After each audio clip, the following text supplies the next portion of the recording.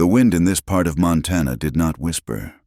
It howled, a high, thin scream that clawed at the weathered bones of the Harding ranch. It scraped sand and grit against the window of the study where Joelle Harding sat, staring at a ledger that told a story of ruin. It had been 3 months since her father, John Harding, had been buried. 3 months since they found him at the bottom of the ravine, his neck broken, his horse nowhere to be found. The sheriff had called it a tragic accident. Joelle called it a lie. Her father had ridden that trail for 20 years. He knew every rock, every switchback. He was a man who checked his cinch 3 times before mounting, a man who saw the world in ledgers and fence lines, in things he could control. He would not have been careless, but suspicion was not proof, and it paid no bills. The proof, sitting in front of her, was the ledger. Red ink bled down the columns like a fresh wound, the bill for winter feed, unpaid. The note at the bank in Miles City, due in 2 weeks, the bill of sale for the last of their prime breeding stock, sold at a loss just to keep the lights on. The ranch was dying. The land, sharp and unforgiving under the vast, empty sky, was waiting to swallow it whole. A sharp knock echoed on the study door. Joelle flinched, pulling her threadbare shawl tighter. "Come in, Jeb." The door creaked open. Jebediah, her father's oldest hand, stood in the doorway, twisting the brim of his hat. He was 60 years old, stooped and broken by the land, but he was loyal. He was also the last. "They're gone, Miss Joelle," he said, his voice gravel. "Tully and Hank rode out before sunup, said they was sorry, but they got families. They ain't been paid in 2 months. Joelle closed the ledger. The finality of it settled in her stomach like a cold stone. There were 30 head of wild mustangs in the far pasture, her father's last gamble, and no one to break them. There were miles of fence down from the last blizzard, and no one to mend them. There was just her, a 24-year-old woman with a ruined name, and an old man who could barely saddle his own horse. "We can't," she whispered. "We can't do it alone." Jeb cleared his throat, a sound like dry leaves skittering. "Maybe not. I was in town yesterday. At the saloon, there's a man, a drifter, calls himself Wyatt." Joelle's face hardened. "We have no money for drifters. Jeb, this one ain't like the others." Jeb insisted, stepping into the room. "He don't talk much, sits in the back, but I seen what he come in for. Looking for horse-breaking work. Hard work, he said. The harder the better. The boys at the bar was laughing about that wild stud of ours, the black one, the one that near killed Tully." Joelle remembered the black, a creature of pure, unbridled violence. "This man, Wyatt," Jeb continued. "He just listened. Then he finished his drink and said, 'Where's the ranch?'" A cold dread, sharper than the wind, moved through Joelle. "You told him." "I told him we was desperate. Miss Joelle?" "And I told him the pay was next to nothing. Just room and board and $10 a month. If we can even make that." "He'll never come," she said, relieved. "He's here," Jeb said. "He's in the yard." Joelle stood, her spine stiffening. She walked past Jeb, through the cold, quiet house that still smelled of her father's cigar smoke and her mother's dried lavender. She stepped onto the porch. The man was not what she expected. He was not large. He was lean, built of whipcord and shadow. He stood by the water trough, his back to her, letting his horse drink. The horse was a tired-looking sorrel, thin but clean. The man wore a brown duster, stained dark with sweat and trail dust, and a hat pulled low. He moved with a slow, deliberate economy, as if saving every motion. He knew she was there. He must have. But he did not turn. "You're the man Jeb spoke to." Joelle's voice was sharp, carrying over the wind. She hated that it trembled. He finished with his horse, giving its neck a slow pat. Then he turned. His face was all angles and planes, carved from a harder wood than she was used to. He looked like he hadn't smiled in a decade. His eyes, set deep under the brim of his hat, were a flat, assessing gray. He looked at the peeling paint on the porch, at the broken rail on the corral, and finally, at her, "Wyatt," he said. His voice was low and rough, like stones dragging the bottom of a dry creek. "Joelle Harding?" She forced herself to stand taller. "I own this ranch. For now," he said. It was not a question. It was a statement of fact, aimed at the decay around them. A hot flush of shame and anger rose in her. "I need a horsebreaker. Jeb said you were looking for work." "I am." He didn't ask about the pay. He didn't ask about the ranch. He just waited. "The work is hard," she said, feeling the foolishness of the words. He looked like he was born for hard work. "The pay is almost nothing. Room in the bunkhouse, and board, $10 a month, when the horses are sold." "If they're sold," he corrected, his gaze drifting to the wild herd in the distance. "If you can break them." He nodded once, a short, sharp motion. "I'll need supplies from the smithy, and a solid meal. The bunkhouse is that way." She pointed. "Jeb can show you. Dinner is at 6. You can start in the morning." She tried to put all her father's authority into her voice, the command of an owner. Wyatt's gaze held hers for a long, uncomfortable moment. It felt like being weighed, measured, and found wanting. He seemed to see the fear beneath the pride, the desperation under the command. "I'll start now," he said, turning his back on her. He took his horse's reins and led it toward the barn. He had not called her ma'am. He had not called her Miss Harding. He had simply dismissed her. Joelle stood on the porch, her hands clenched into fists, and watched him walk away. He was defiance in motion. He was also her only hope. The first days were a silent war. Joelle was used to giving orders. Wyatt was not used to taking them. She found him on the first morning, not in the round pen, but by the south fence, digging post holes. "The horses," she said, her arms crossed. "I told you to start on the Mustangs." Wyatt didn't look up. He set his weight on the digger, plunging it into the hard-baked earth. "The black stud you got in that pen would jump this fence in 2 seconds if he got a mind to." He grunted, pulling up a load of dirt. "Waste of my time to break a horse just to have him run off."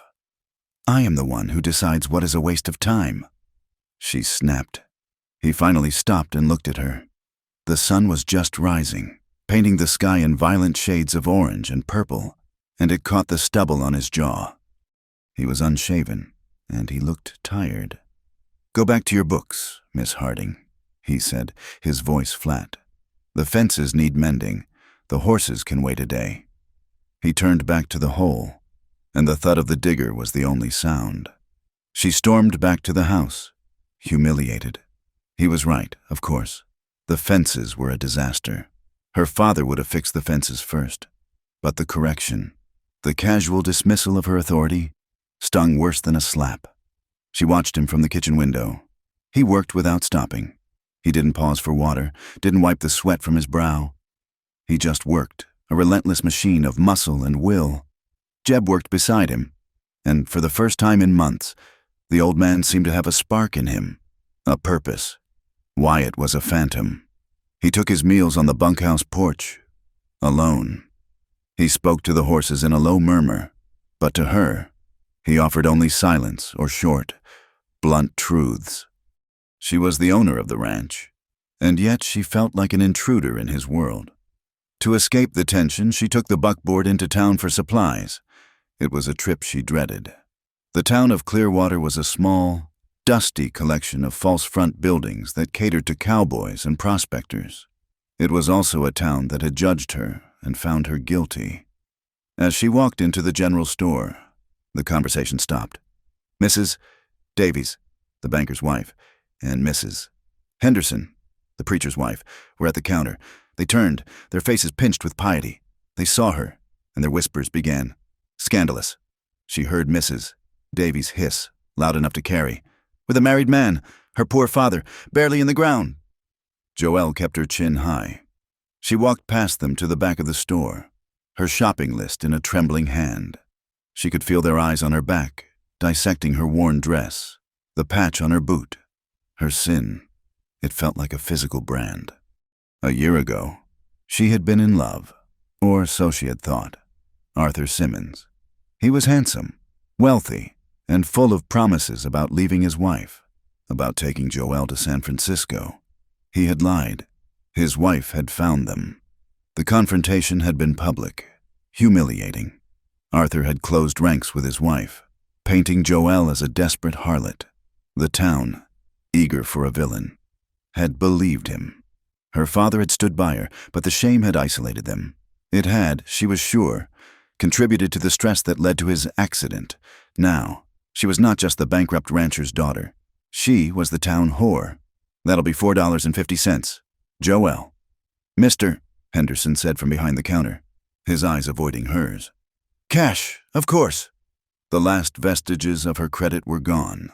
She counted out the coins, her hands shaking, and fled the store, the whispers following her like stray dogs. She was determined. She would not let them break her. She would save the ranch. Not for the town, not even for her father's memory, but for herself. It was the only thing she had left. When she returned, the yard was in chaos. The black stud, the one Jeb called Beelzebub, was in the round pen. It was a magnificent, terrifying animal, all black muscle and teeth. It had already kicked one of the rails to splinters. Wyatt was in the pen with him. Jeb was perched on the top rail, a look of pure terror on his face.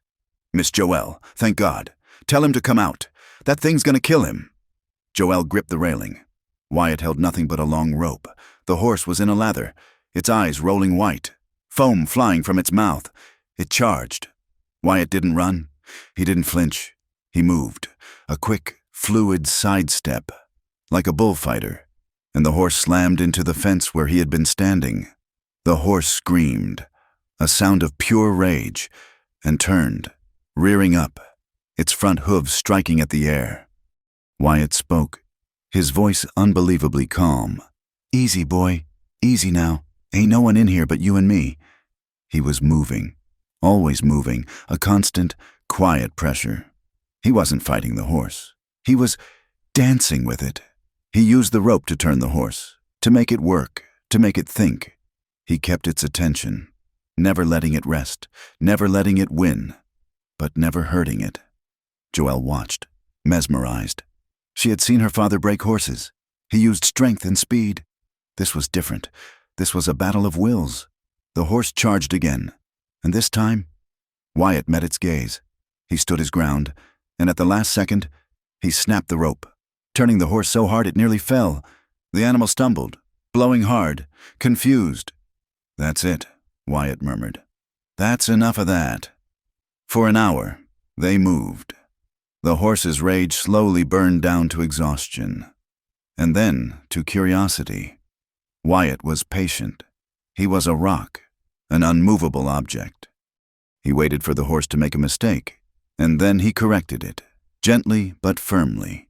Finally, the horse stood, its head low, its flanks dripping with sweat.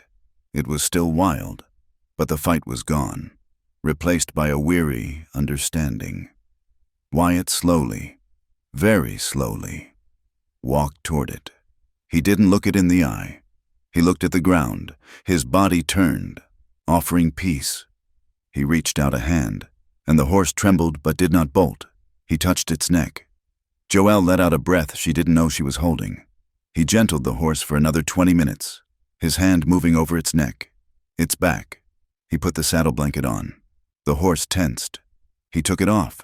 He did this 10 times, until the horse didn't even flinch. Then he put on the saddle. He cinched it. The horse stood. Jeb spat a stream of tobacco. "Well, I'll be damned." Wyatt swung himself up. The horse exploded. It bucked, it spun, it sunfished, trying every trick it knew to unseat the man on its back. But Wyatt was part of it. He moved with the horse, anticipating every jump. His legs clamped tight, his free hand in the air. It lasted 3 minutes. It felt like 3 years. And then, it was over. The horse stood, shaking, defeated. Wyatt sat on its back, breathing hard, and gave its neck a long, slow pat. He rode the horse. Just a walk. Around the perimeter of the pen, then he dismounted. Jeb hopped down from the fence. "Mr. Wyatt, I ain't never seen nothing like that, not in 40 years. Wyatt just grunted, unsaddling the horse. He was covered in dust and sweat, and there was a long, red welt on his cheek where the horse's mane had whipped him. He looked at Joelle, his gray eyes flat. "He'll be ready to ride in a week," he said. He led the horse to the trough, and Joelle was left standing at the fence, her heart pounding. She was not impressed. She was terrified. This was not a man. This was a force of nature. A man who could tame a creature like that, with such quiet, relentless control. He was dangerous. He was more dangerous than the horse, more dangerous than the bank, more dangerous than the whispers in town, because he was a mystery, and he was living in her barn. That night, the storm broke. It was not a gentle rain. It was a deluge, a violent assault of thunder and lightning that rattled the very foundations of the house. Joelle couldn't sleep. She paced the study, the ledger open on the desk, mocking her. The wind howled, and this time, it sounded like a warning. She was checking the locks on the back door when a flash of lightning illuminated the yard, and she saw it. The barn door was open, banging in the wind. "Fool man," she muttered, grabbing her father's heavy oilskin slicker. Wyatt would be in the bunkhouse. The horses, the black stud. If he got spooked. She ran through the mud and driving rain, the slicker flapping around her. She half expected to find Wyatt in the bunkhouse, but a sixth sense told her to check the barn first. The man seemed to prefer the company of animals. She pulled the heavy door, fighting the wind, and slipped inside. The barn was dark, but warm. It smelled of hay, animals, and the metallic tang of the rain. The horses were restless in their stalls, their stamping and nervous whickering muffled by the thunder. "Wyatt?" she called out. No answer. She moved deeper, toward the tack room. Lightning flashed again, illuminating the interior through a high window, and she saw him. He was in the far stall, the one where they kept the fresh hay. He wasn't in the bunkhouse. He slept in the barn. He was on a simple bedroll, thrashing, caught in a nightmare. Joelle froze, hidden in the shadows. He was asleep, but he was in agony. His face was contorted, his hands gripping the blanket. "No," he groaned, the word torn from him. "No, not again." The storm raged outside, but in the barn, the only sound was the man's broken voice. "Sarah," he cried out. The name was a wound. "Sarah, I'm sorry, I didn't... God, forgive me. I tried..." He was begging. This man of iron, this man who faced down a violent animal without flinching, was begging for forgiveness in his sleep. Joelle's fear turned to something else, something sharp and sudden. Curiosity. Who was Sarah? What had he done? He was a man running from something? Jeb had said... She was looking at it now. He was haunted. A clap of thunder, so loud it shook the rafters, made him bolt upright. His eyes flew open, wild and unfocused. He was breathing hard, his hand flying to the place under his pillow where... Joelle suddenly knew. He kept his gun. She shrank back, her heart in her throat. He stared into the darkness of the barn, his chest heaving. He hadn't seen her. He slowly, deliberately, forced himself to breathe. He ran a hand over his face, wiping away the sweat. Or maybe, she thought, the tears. Joelle did not move. She did not breathe. He was not just a drifter. He was not just a horsebreaker. He was a man with a ghost. She waited until his breathing evened out, until he settled back into his bedroll, his back to the door, a rigid line of defense. Quietly, as the storm began to pass, Joelle slipped out of the barn and ran back to the house, the rain cold on her face. She was no longer afraid of the man in her barn. She was afraid for him, and she was more curious than she had ever been in her life. The weeks that followed the storm settled into a harsh, brittle rhythm. The ranch, which had been in a free fall, found a precarious hold, and the name of that hold was Wyatt. Joelle hated to admit it, even in the privacy of her own mind, but she had begun to rely on him. He was the first man up, his presence in the barn a silent promise before the sun even thought of rising. He worked with a grim, focused energy that shamed her own exhaustion. The south fence was mended, the holes dug in ground so hard it seemed an insult to the shovel. The mustangs, one by one, were moved from the wild herd to the round pen, and from the round pen to the breaking pasture. Bearing Wyatt's quiet, insistent brand of saddle training, he had broken 4 more horses. And they were not just broken, they were gentled. They were responsive. He was, she realized with a cold pit in her stomach, bringing more value to the ranch in a month than she had managed in 3. This reliance was a burr under her skin, and it made their interactions sharp. They did not speak. They collided. "I'll be taking the buckboard to Miles City on Friday," she announced one morning, standing on the porch as he oiled a bridle on the steps. "The quartermaster at the fort said he'd look at the bays. We need the money." Wyatt didn't look up. His hands, rough and scarred, worked the oil into the leather with slow, circular motions. "The bays ain't ready." Joelle's hands tightened at her sides. "They look ready. They take a saddle." Taking a saddle and holding a soldier in a firefight are 2 different things. He tested the leather's suppleness, his expression unreadable. "You take them now. He'll see they're green, and he'll offer you half. Give me 2 more weeks. I'll have them rock solid. You'll get full price." "We don't have 2 more weeks," she snapped, the words sharper than she intended. The banknote was a physical weight in her chest. He finally stopped and looked up at her. His gaze was not unkind, but it was absolute. "You sell them green, you'll ruin your name. No one will buy from the Harding Ranch again if they think they're getting half-broke animals. You're selling your father's reputation, not just 4 horses." He was right. The realization was infuriating. He was a drifter, a hired hand, and he was lecturing her on her own legacy. He saw the finance of it, the long view, when all she could see was the gaping maw of the immediate debt.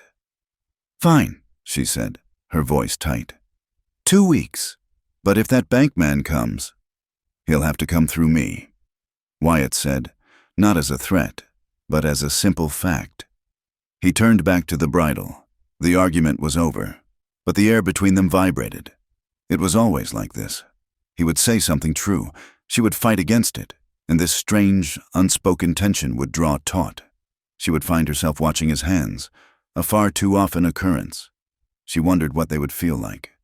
Not on leather, but on her.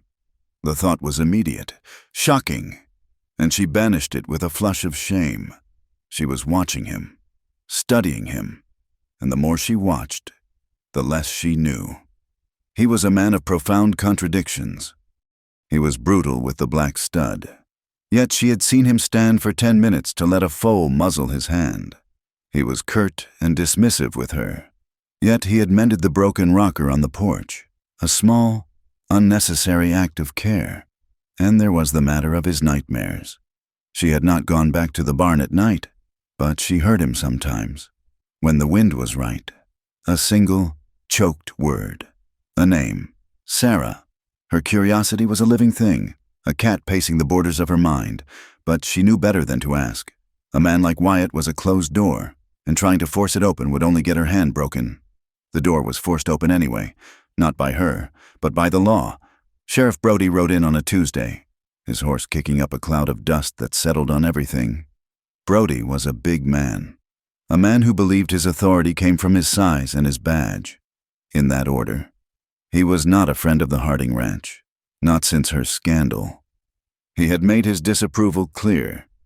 Joelle met him on the porch, her ledger held to her chest like a shield.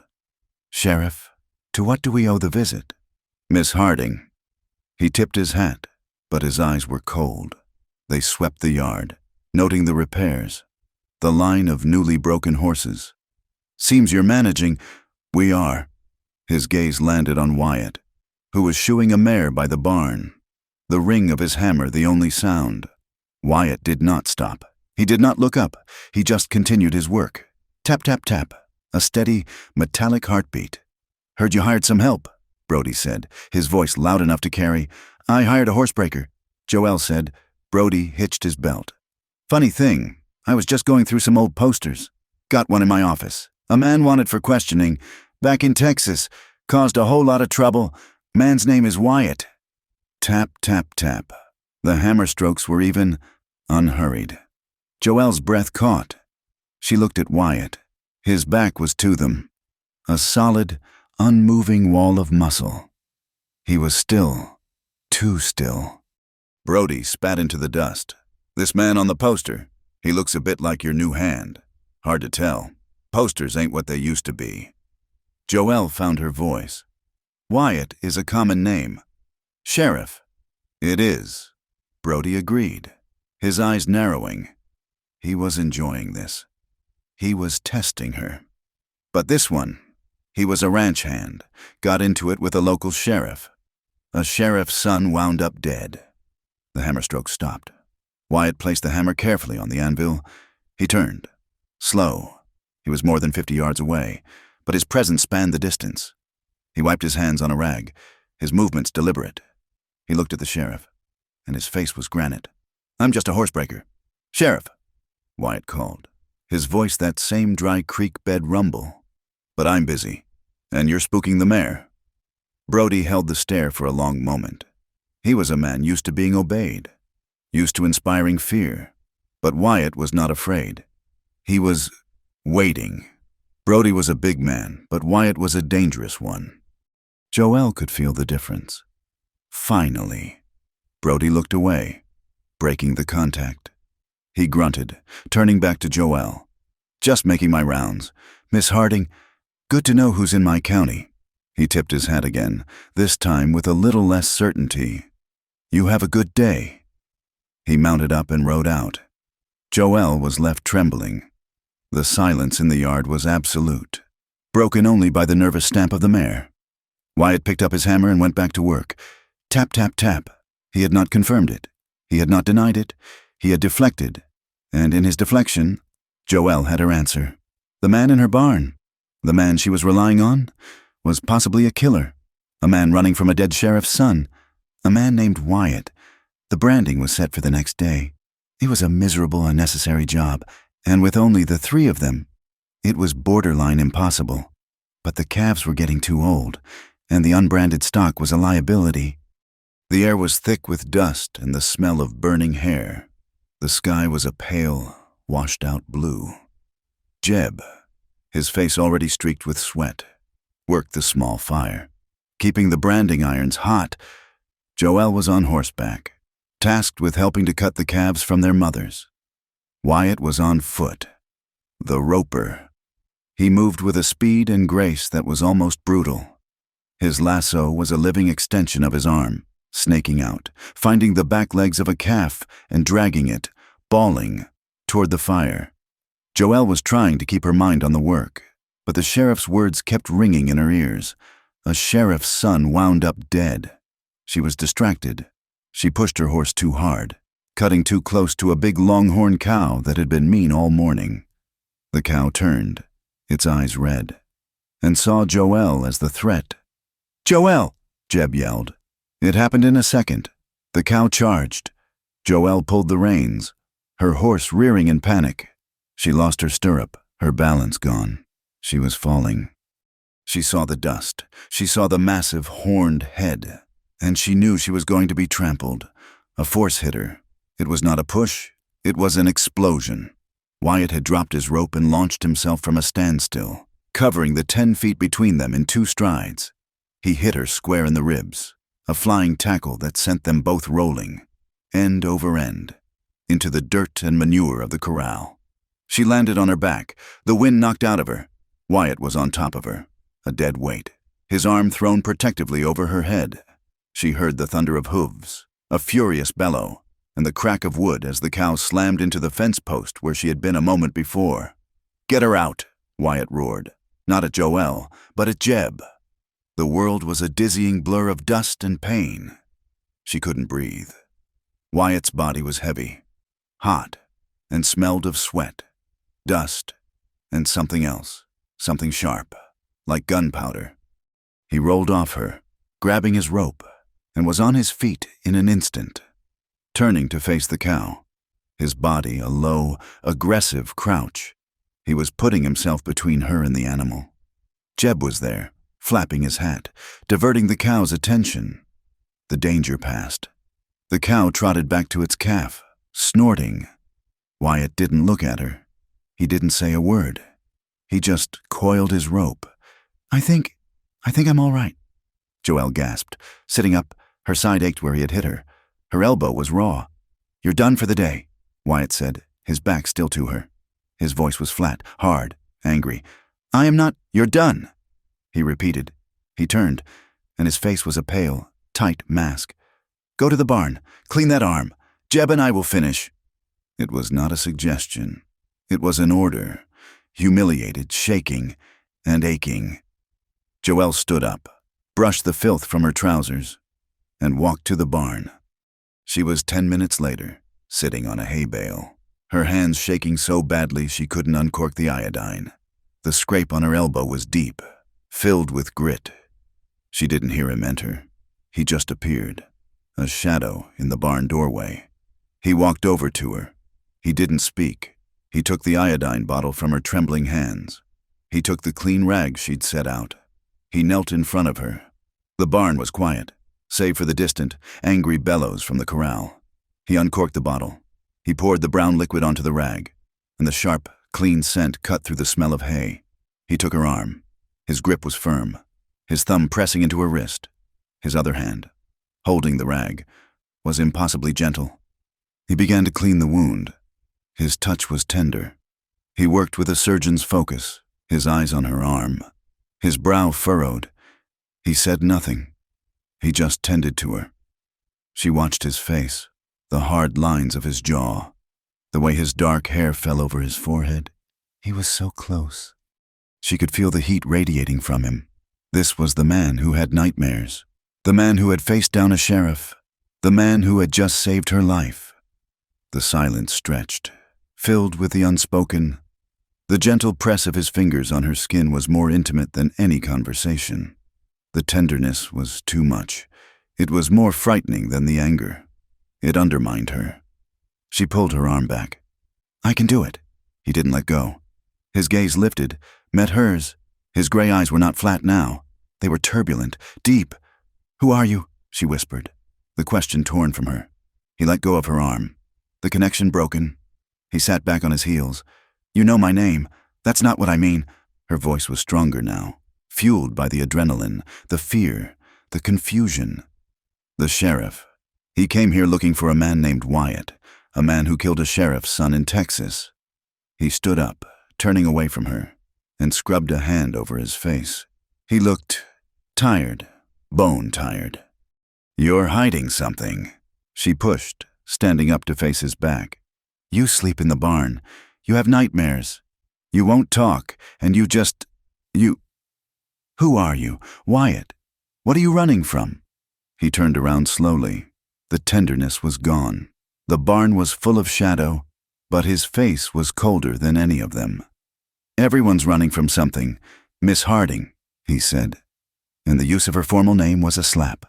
His eyes dropped from her face, down her shirt, to the ledger she still, inexplicably, had tucked in her waistband. What are you hiding from in this ranch? He countered, his voice low and cutting. The debts? The whispers in town? Or just the memory of Arthur Simmons and what he did to you? The world stopped. It was a violation. He had taken her secret, the one the whole town knew but never spoke of to her face, and he had thrown it at her. The tension in the barn was no longer attraction. It was electricity. It was violence. It was a lit match held to a powder keg. She reacted without thinking. She lunged, her hand raised, and she slapped him. Hard. Her palm stung. The crack echoed in the silence of the barn. He didn't flinch. He didn't even blink. He just stared at her, a red mark blooming on his cheek. He reached out, not to hit her, but to grab. He caught her by the upper arms, his fingers digging in like steel traps.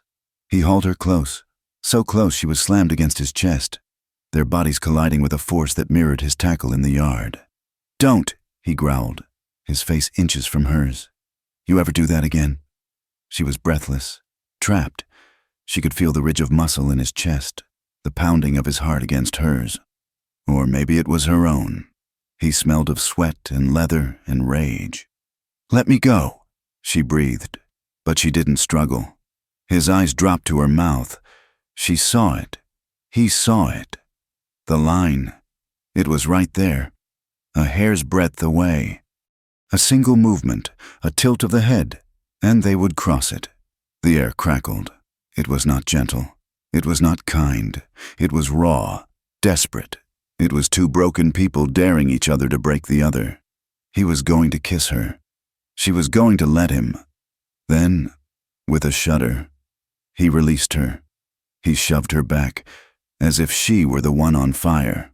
"Stay away from me," he whispered, but she wasn't sure who he was talking to. He turned and strode out of the barn, leaving her shaking, her arm untreated, her heart hammering against her ribs. The confrontation left a poison in the air. For 2 days, they avoided each other. Wyatt worked the horses with a silent, furious intensity. Joelle stayed in the house, poring over the ledgers, but she saw nothing. She just felt the phantom grip of his hands on her arms. Then, Silas Croft came to call. Croft was their neighbor to the west. He owned the largest ranch in the valley, and he was a man who collected land the way other men collected stamps. He was large, dressed in a fine suit despite the dust, and smiled with too many teeth. Her father had hated him. He found Joelle on the porch. Wyatt was in the far pasture, out of sight. "Joelle, my dear girl," he said, removing his hat. "My deepest, deepest condolences on your father's passing. A tragedy." "Mr. Croft," she said, her voice cool. "I have come by as a friend," he said, leaning on the porch rail, his presence crowding her. "I know times are hard. John, he was a proud man, maybe too proud. He left things in a bit of a state. I am managing Mr. Croft." "Are you?" He smiled, but it didn't reach his eyes. "A young woman, alone. It's not right. I'm here to make you an offer. As a kindness, I'll take this land off your hands, pay off your father's notes at the bank, give you a fair price, enough to get you back east, to start fresh. The Harding Ranch is not for sale." Croft's smile tightened. He took a step closer. "You're a strong woman, Joelle. I admire that, but strength doesn't pay the bills, and it doesn't keep a woman warm at night." Joelle felt a cold chill. "What are you implying?" "I'm implying that you need a partner, a protector." His gaze roamed over her, lingering on her mouth, her worn dress. It was a filthy look, a look of ownership. "Maybe you don't need to sell. Maybe we can come to an arrangement. I am a wealthy man. Joelle, I could take care of you. You wouldn't have to worry about a thing. All you'd have to do is be appreciative." The veiled threat was worse than an open one. He wasn't just offering to buy her land. He was offering to buy her. "Get off my ranch," she said, her voice shaking with rage. "Think on it, my dear," he said, still smiling. He put his hat back on. "The bank note is due in, what is it? A little over a week. My offer stands. Or perhaps I'll just see you at the foreclosure auction." He left. Joelle stood on the porch until his dust was gone, and she felt utterly, completely cornered. She was trapped between the bank, the whispers, and now this. That night, she did something she had never done. She went to her father's study, opened his desk drawer, and pulled out the bottle of whiskey he kept hidden. She sat in the dark, the ledger open in front of her, and she drank. It did not dull the fear. It sharpened it. It burned away the last of her control, leaving only the raw, throbbing terror. The sheriff, Wyatt, Croft, they were all just different kinds of predators. And she was the prey. She stumbled out of the house, the half-empty bottle in her hand. The night air was sharp, bitterly cold, the first frost of the season. She wasn't wearing a shawl, but she barely felt it. She walked to the fence, staring out at the land that was costing her everything. She heard a boot scrape on the gravel. Wyatt emerged from the shadow of the barn. He was always checking the horses. He saw her. He saw the bottle. He walked over, his face unreadable in the moonlight. He stopped a few feet from her. He looked at the bottle, then at her face. She was shivering, but she didn't know it. He did not judge her. He did not lecture her. He just let out a long, slow sigh. "You'll freeze," he said. He reached out and gently took the bottle from her numb fingers. He set it on the fence post. Then he unbuttoned his duster, the one he always wore, and shrugged it off. He wrapped it around her shoulders. It was heavy. It was warm from his body. It smelled of him, leather, hay, and the faint, clean scent of the iodine he had used on her arm. I can't," she whispered, her teeth chattering. She was drunk and cold, and so terribly, terribly afraid. He didn't wait for her to finish. He bent down and, before she could protest, he scooped her up into his arms. One arm was under her knees, the other around her back. He lifted her as if she weighed nothing. She was too shocked, too cold, to fight. She just held on. He carried her, not to the house, but to the barn. It was the warmest place on the ranch, insulated by the hay and the body heat of the animals. He took her to his corner, his bedroll. He set her down gently, his duster still wrapped around her. He covered her with his own blankets. The warmth was immediate, a shock to her frozen skin. She looked up at him. He was a tall, dark silhouette against the faint light from the open barn door. He was kneeling beside her, his face in shadow. The alcohol had stripped her of her pride, her anger. All that was left was the vulnerability. He reached out, his rough hand brushing a strand of hair from her cheek. His touch was hesitant. He leaned in. She watched him, her breath held. This was it. The line from the other day. He was going to cross it. He was going to kiss her. And God help her. She wanted him to. She wanted to be held. She wanted, just for a moment, not to be alone. But as he drew closer, she saw the look in his eyes. It was not the fire from the barn. It was not desire. It was pity. It was the one thing she could not bear. "Don't," she whispered, her voice raw. He stopped, his face an inch from hers. "Don't pity me." The words hit him like a physical blow. The air between them, which had been soft, turned to glass. He froze. Then, slowly, he pulled back. The pity was gone, replaced by that familiar, guarded mask. He stood up, a tall shadow. He picked up his saddle blanket from a rail. "Get some sleep, Miss Harding," he said, his voice void of all emotion. He walked to the far side of the barn, near the door, and sat down on the cold dirt floor, his back against a post. He wrapped the saddle blanket around his own shoulders and settled in to watch the night, a silent guardian in the cold. Joelle woke to the thin, gray light of dawn, and a shame so heavy it felt like a second blanket. She was in her own bed, but she had no memory of getting there. She remembered the cold, she remembered the whiskey, and she remembered, with a clarity that burned, the look of pity in Wyatt's eyes before she had whispered, "Don't!"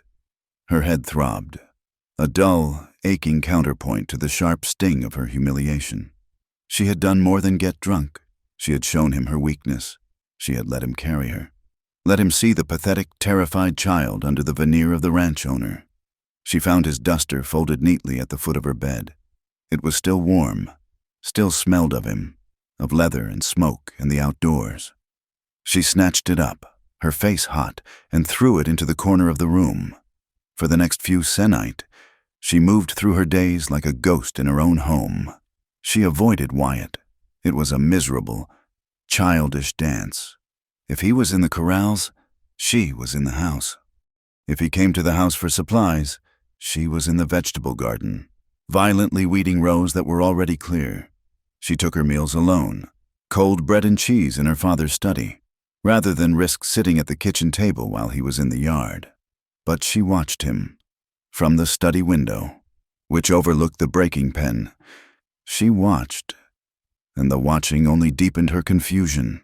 She saw him with the black stud, the one he had named, for reasons she couldn't fathom. Deacon. The horse was still a creature of barely leashed power, but with Wyatt, it was different. Wyatt would stand in the pen, his back to the animal, mending a rail, and the horse, which had tried to kill 2 men, would walk over and nose, gently, at his shoulder. Wyatt would curse at it. A low, "Get on, you damn pest." But his hand would come up and scratch the stallion's jaw for a long, quiet minute. He was a man of savage tenderness with animals. With people. He was an iron door. She watched him with Jeb. The old man had hero worship in his eyes, following Wyatt around, offering useless advice that Wyatt cut off with a sharp word. "The cinch is fine, old man," he snapped, his voice carrying on the wind. "Go check the north fence again. I don't trust that patch." Jeb just nodded, pleased to have an order, and scurried off. Wyatt was harsh, demanding, and brutally efficient. He was saving her ranch, and she hated him for it. She hated him for seeing her drunk. She hated him for pitying her, and she hated him for the fact that, when he swung himself onto Deacon's back, his body moving with the horse in a display of perfect, dangerous control. She felt a pull so strong it left her breathless. The fear of Silas Croft had been replaced by the tension of Wyatt. The ranch was a string pulled too tight, waiting to snap. It snapped on a Tuesday night. Joelle had been in the study, fighting with the ledgers, her father's journal open beside her. She had been reading his last entries, his looping, precise script filled with a growing despair. Croft is a vulture. He circles. He knows something about the banknote I do not. She had fallen asleep in the chair, the cold ink of her father's fear seeping into her dreams. She woke to the smell first, acrid, sharp, not wood smoke, something greasy, chemical. Then she heard the screaming. It was not a human sound. It was the high, terrified shriek of a horse. She ran from the house, her feet bare, her heart a cold knot of dread. The night sky was not dark. It was a churning, hellish orange. The main barn, the one where they kept the Mustangs he'd broken, the one where he slept, was an inferno. Flames licked 20 feet into the air, a monstrous, roaring mouth devouring the structure. "No," she whispered. "No, no, no." Jeb was by the trough, throwing useless buckets of water that evaporated before they even hit the wall. He was crying, his face a mask of terror. "It's gone! It's all gone! Wyatt!" Joelle shrieked, her eyes scanning the yard. "Where is he?" "He was in there," Jeb howled. "He was... Oh, God! Miss Joelle! He went in!" Her stomach dropped, her legs buckled. He slept in there. He was gone. The thought was a physical blow, stealing her breath. And then, a shape staggered out of the inferno. It was Wyatt. He was covered in soot, his shirt smoking. He was dragging one horse and leading another, the animals wild-eyed, their coats singed. He slapped them toward the open pasture, roaring. "Go! Get!" He was alive. The relief was so profound, so sharp. It was painful. He turned back to the fire. "Wyatt! No!" she screamed. "Deacon's still in there!" He yelled back, his voice raw. He grabbed a wet horse blanket from the trough, wrapped it around his head and shoulders, and ran back into the collapsing, roaring heart of the fire. "You fool! You goddamn fool!" She sobbed, running toward the flames. But the heat was a solid wall, driving her back. "It's just a horse." But she knew it wasn't. It felt like an eternity. The roar of the fire was broken by the sound of a heavy beam cracking, a shower of sparks exploding into the sky. She was sure he was dead. She was sure. Then he came out. He was not running this time. He was stumbling, half carrying the black stallion, who was limping badly, a raw, red wound on its flank. Wyatt was coughing, a deep, tearing sound that seemed to rip him apart. He shoved the horse at her, his face a grimace of soot and pain. "Take him!" he gasped, and then his legs gave out. He collapsed to his knees in the mud, the wet blanket falling from his shoulders. Joelle was on him in an instant, her hands on his back. He was still coughing, trying to pull air into his lungs. The back of his shirt was scorched away, his skin beneath blistered and red. His hands... She looked at his hands, which he held clutched to his chest. They were raw. He had unlatched a burning door. "You idiot," she wept, her voice thick. "You absolute, brave idiot." She and Jeb dragged him, half conscious and choking, to the house, the barn, her father's barn, collapsed in on itself, a geyser of sparks rising to the uncaring stars. The horses were saved. He had saved them. She spent the next hour in the kitchen, her hands shaking so violently she could barely hold the bowl of cool water. Wyatt sat slumped in a chair, his eyes closed, his breathing still ragged. The smell of smoke and burned hair filled the room. She was washing his hands, gently. The skin was peeling away. He had saved the horses with his bare, unprotected hands. He hadn't flinched from the fire, but he winced every time her cloth, soaked in lye soap and water, touched his raw flesh. "Hold still," she whispered, her voice trembling. "It burns," he grated, his first words since the collapse. "Of course it burns. You ran into a fire." She was trying to be angry, but her voice was thick with tears. She was bandaging them now, wrapping his palms in clean strips of her mother's linen sheets. He was quiet, his face a mask of controlled pain. The silence stretched, filled only by his harsh breathing and her own shaky sobs. She finished the second hand, tying it off, and then she broke. The shaking in her hands moved to her shoulders, her chest, the terror of the fire, the fear she had felt when she thought he was dead, the exhaustion of the last few months, the loneliness. It all came up in a wave. She sank to the floor at his feet, her head in her hands, and wept. Not quiet, dignified tears, but the ugly, gasping sobs of a person at the end of their rope. "I can't," she choked into her hands. "I can't do this. My father is gone. The town hates me. Croft is trying to ruin me. And now the barn. It's all gone. I'm alone. God, I am so alone." She expected a hand on her head, a word of comfort. "It will be all right." She got nothing. She looked up, her face wet. Wyatt was looking at her, his gray eyes clear and hard, his bandaged hands resting on his knees. The pain was still on his face, but there was no pity. There was only a cold, shared understanding. "The world isn't kind, Joelle," he said, his voice a low rasp. "It punishes people like you and me. You can cry, or you can get up, but don't expect it to change." His words were a splash of icy water. She stared at him, her sobs catching in her throat. "What? What do you mean? People like you and me?" He looked away from her, toward the dark window, his jaw tightening.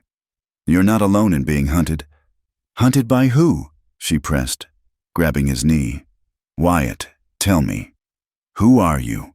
He looked down at her hand, and then back at her face. He said nothing.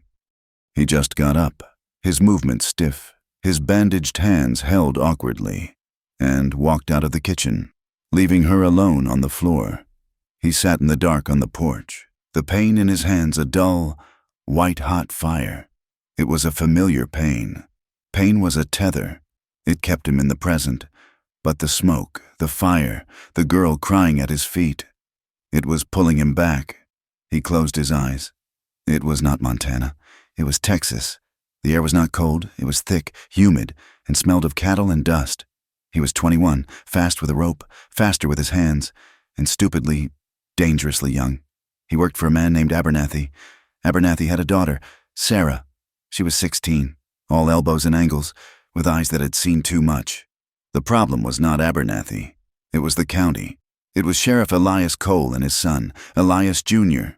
They ran the county like their own private kingdom, and Elias Jr. had his sights set on Sarah. Wyatt had been in the stable, mending a bridle. He heard the slap. He heard her cry. "No, stop, get off me!" He didn't think. He was a fool. He ran. Elias Jr. had her pinned against a stall, his hand tangled in her hair, his trousers unbuttoned. He was drunk, and he was mean. "Get your hands off her," Wyatt had said, his voice shaking with a rage he didn't know he possessed. Elias Jr. had laughed, a wet, ugly sound. "This ain't your business. Hand, get back to the horses. I said, let her go." Elias Jr. let her go.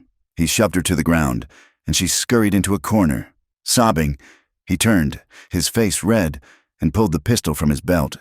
"You're a dead man, boy. No one tells me what to do." He raised the gun, Wyatt didn't have a gun. He had a hay hook. He lunged. It was fast, and it was brutal. The sheriff's son was not expecting a fight. Wyatt was faster. He buried the hook in the man's shoulder. The gun went off, the bullet splintering the rafters. Elias screamed. They wrestled. A desperate, ugly fight in the straw. The gun was between them. It went off again. The fight stopped. Elias Jr. looked at him, his eyes wide with surprise. A dark, wet stain was spreading across his chest. He fell. Wyatt scrambled back, staring. Sarah was screaming. He had run from the screaming girl, from the body in the straw. He had run from Sheriff Cole, who had formed a lynch mob within the hour. He had been running for 5 years. He had changed his name, grown a beard, shaved it off, drifted from Texas to Colorado, from Wyoming to here. He was not Wyatt, not really. His name was Ben, but Ben had died in that stable. Wyatt was the ghost who was left. He wasn't running from the law. He was running from the ghost of a sheriff's son and the scream of a girl he had saved. But also, damned, Joelle, back in the kitchen, had wiped her face. His words, "The world punishes people like you and me," echoed in her head. They were not an insult. They were a confession. The fire, it had not been an accident. She knew it. The smell, the chemical smell. Someone had said it, Silas Croft. She went to her father's study. She was no longer crying. She was cold. She lit a lamp and went to the ledger, to her father's journal. She was not looking for comfort. She was looking for a weapon. She read his last entries again. Croft is working with the bank. He's forging notes. She went to the big, heavy desk drawer, the one that was always locked, her father's most private papers. She used a poker from the fireplace to pry it open. Inside, beneath a stack of old deeds, she found it, a different ledger, a private one, and a letter. It was from her father, to his brother in Boston, an uncle she had never met. It was dated 2 days before his death, and I am certain of it. Croft is buying up my debts, consolidating them at the Miles City Bank, using forged signatures. He intends to ruin me. He murdered a man in Wyoming for his land. I'm sure of it, and I fear he means to do the same to me. If anything should happen to me, if this should look like an accident. Her blood ran cold. It was not a suspicion. It was a fact. Her father had been murdered, and the fire was Croft's next move. A message to her. Get out, or you're next. She sat there, the letter in her hand, until the sun came up. She found Wyatt in the small, undamaged tack barn, trying to oil a saddle. His bandaged hands were clumsy, useless. He was dropping the rag, his face a mask of frustration and pain. She stood in the doorway. He didn't look up. "He's trying to kill me," she said. Wyatt stopped, his body tensing. "Silas Croft. He murdered my father. He set the fire last night." Wyatt turned slowly. He looked at her, his gray eyes taking in her pale, determined face. "You know this?" "I have proof. A letter." She stepped into the barn. I'm sending it to the U.S. Marshal in Helena, but I'm afraid he'll know. He'll come for me before the letter even gets there." "So you're running," he said. It wasn't a question. "No," she said, her voice shaking but hard. I'm staying, but I can't stay in the house. It's too open." "You want to hide," he said. "I need you to.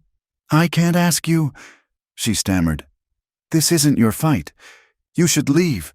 He's dangerous." "I know dangerous," Wyatt said. He looked at his useless, bandaged hands, then back at her. "You think he won't find you? You think a letter is going to stop a man like that?" "It's all I have," she cried. "The frustration, the fear, the anger of the last 24 hours boiling over. It's all I have left. My father's words, this land. What do you want me to do? Just let him take it? Let him take me. I want you to stop hiding," he roared, kicking a bucket across the barn. It clattered against the wall, and the horses shied. "Stop hiding in your father's ledgers. Stop hiding behind your scandal. Stop hiding from me." He stalked toward her, backing her up against a stall, the smell of smoke and pine soap and his own fury washing over her.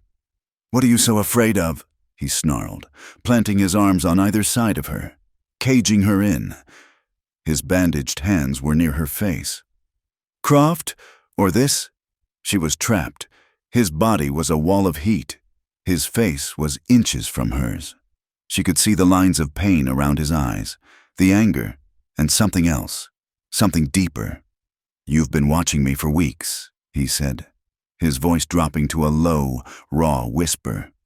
You look at me like you hate me, and then you look at me like you looked at me in the kitchen, like you looked at me by the fence. I don't know what you mean, she breathed, her hands flat against the rough wood of the stall. Liar, he rasped. You've been punishing yourself for Simmons. You've been punishing this whole town. And now you're punishing me, because I'm the only one who sees you, the only one who knows what you are. What am I? She challenged, her heart hammering.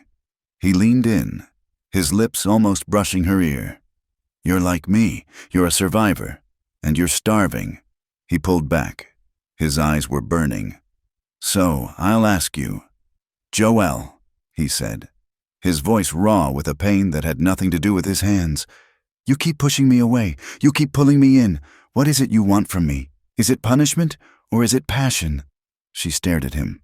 The question hung in the dusty, quiet air of the stable. She had no answer. She could not speak. Her world had narrowed to the few inches between their faces. Her silence was his answer. A sound, a low groan of anger and ache, tore from his throat. Damn you, he whispered, and he kissed her. It was not gentle. It was not the tender, hesitant near kiss in the barn. This was a collision. His mouth was hard, angry, demanding. It was a kiss of pain, of frustration, of 2 years of running, of a lifetime of being alone.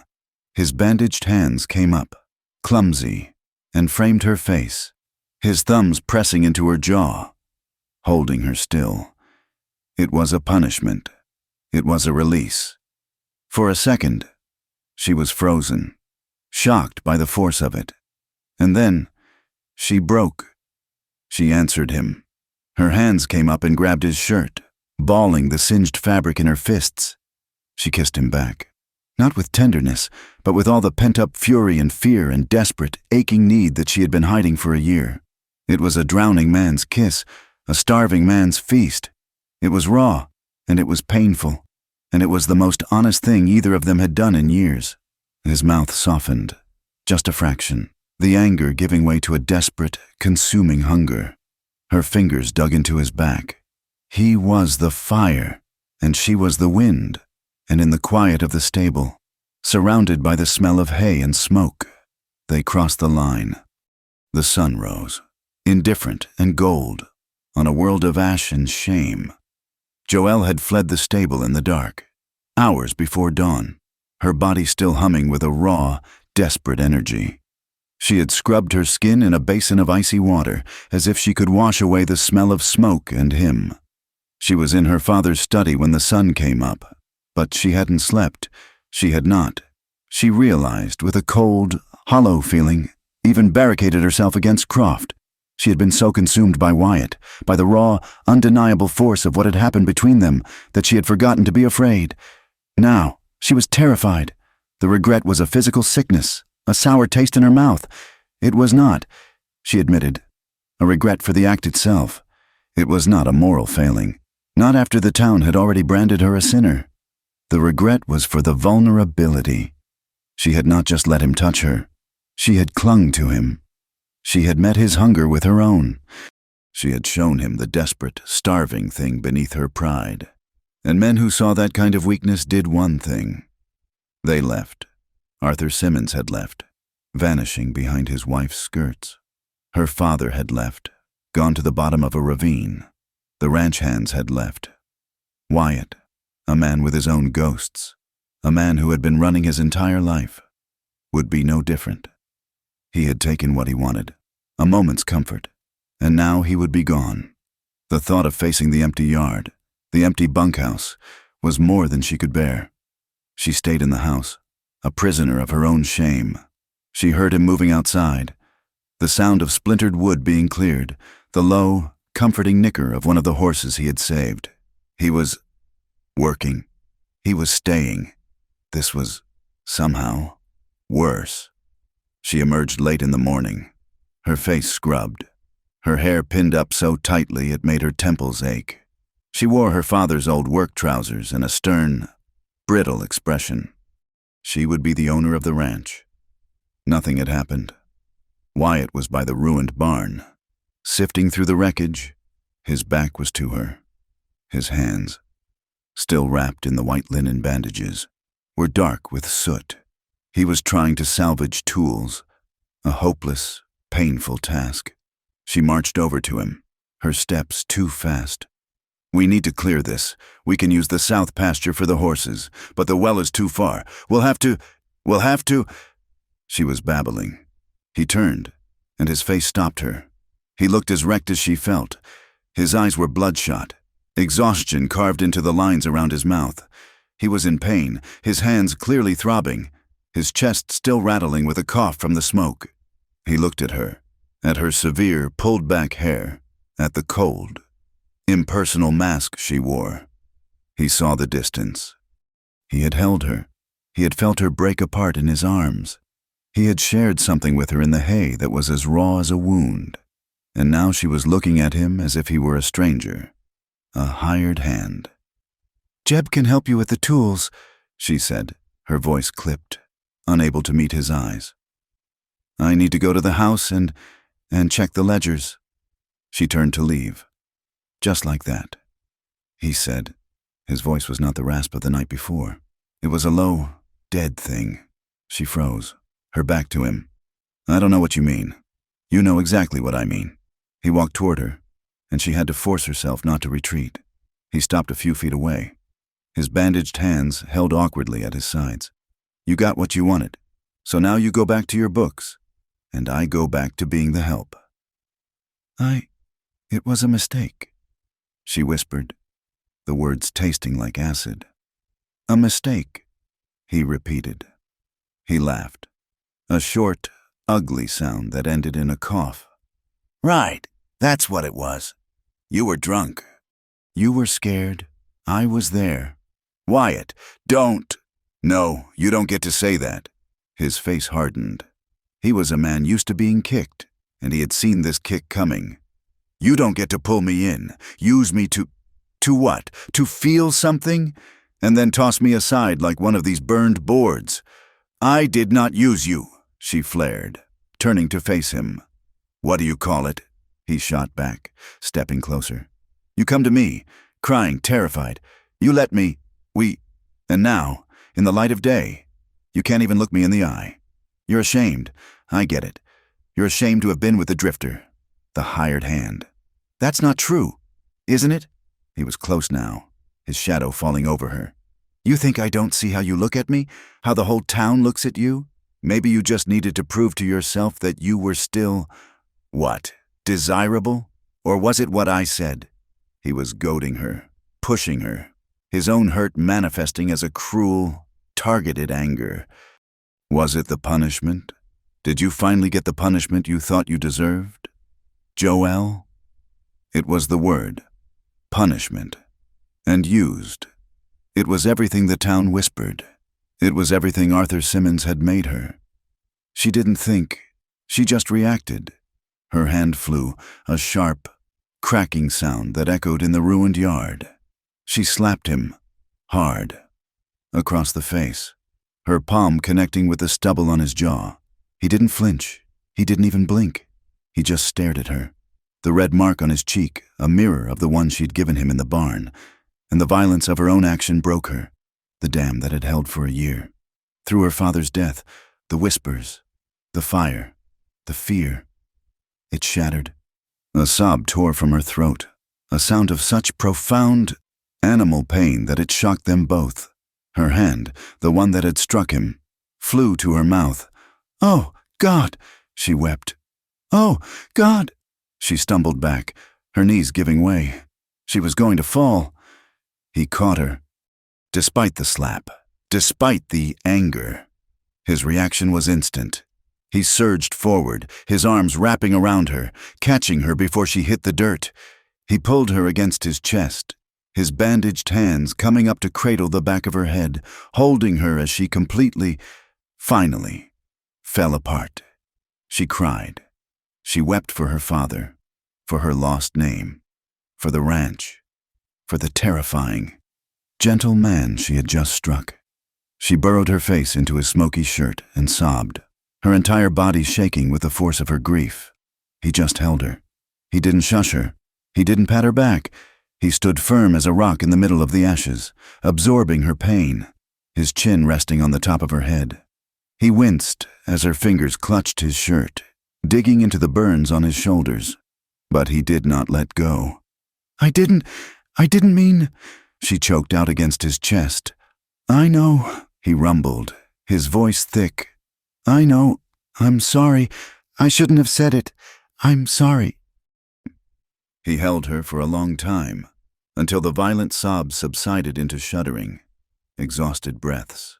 He was still holding her, his grip a solid, unmoving comfort, when she found the words. You think I'm ashamed of you, she whispered, her voice muffled by his shirt. You think I'm like them, like the town. He was silent. She pulled back, just enough to look up at him. Though she didn't release her grip on his shirt, her face was a mess, stained with tears and soot. You don't know, she said. You don't know what happened. I know what they say. They don't know the truth. No one does. She took a ragged breath. He said he loved me. Arthur, he said his wife was a cruel woman, that she trapped him. He swore they were finished. She was looking at him, but she was seeing the past. I was a fool. I was 22, and my mother had just died, and my father was distant, and Arthur, he was handsome, and he saw me. He brought me books from St. William, Louis. He talked to me about poetry. He promised me a life. In San Francisco. He said he was filing the papers. Wyatt's face was unreadable, his eyes searching hers.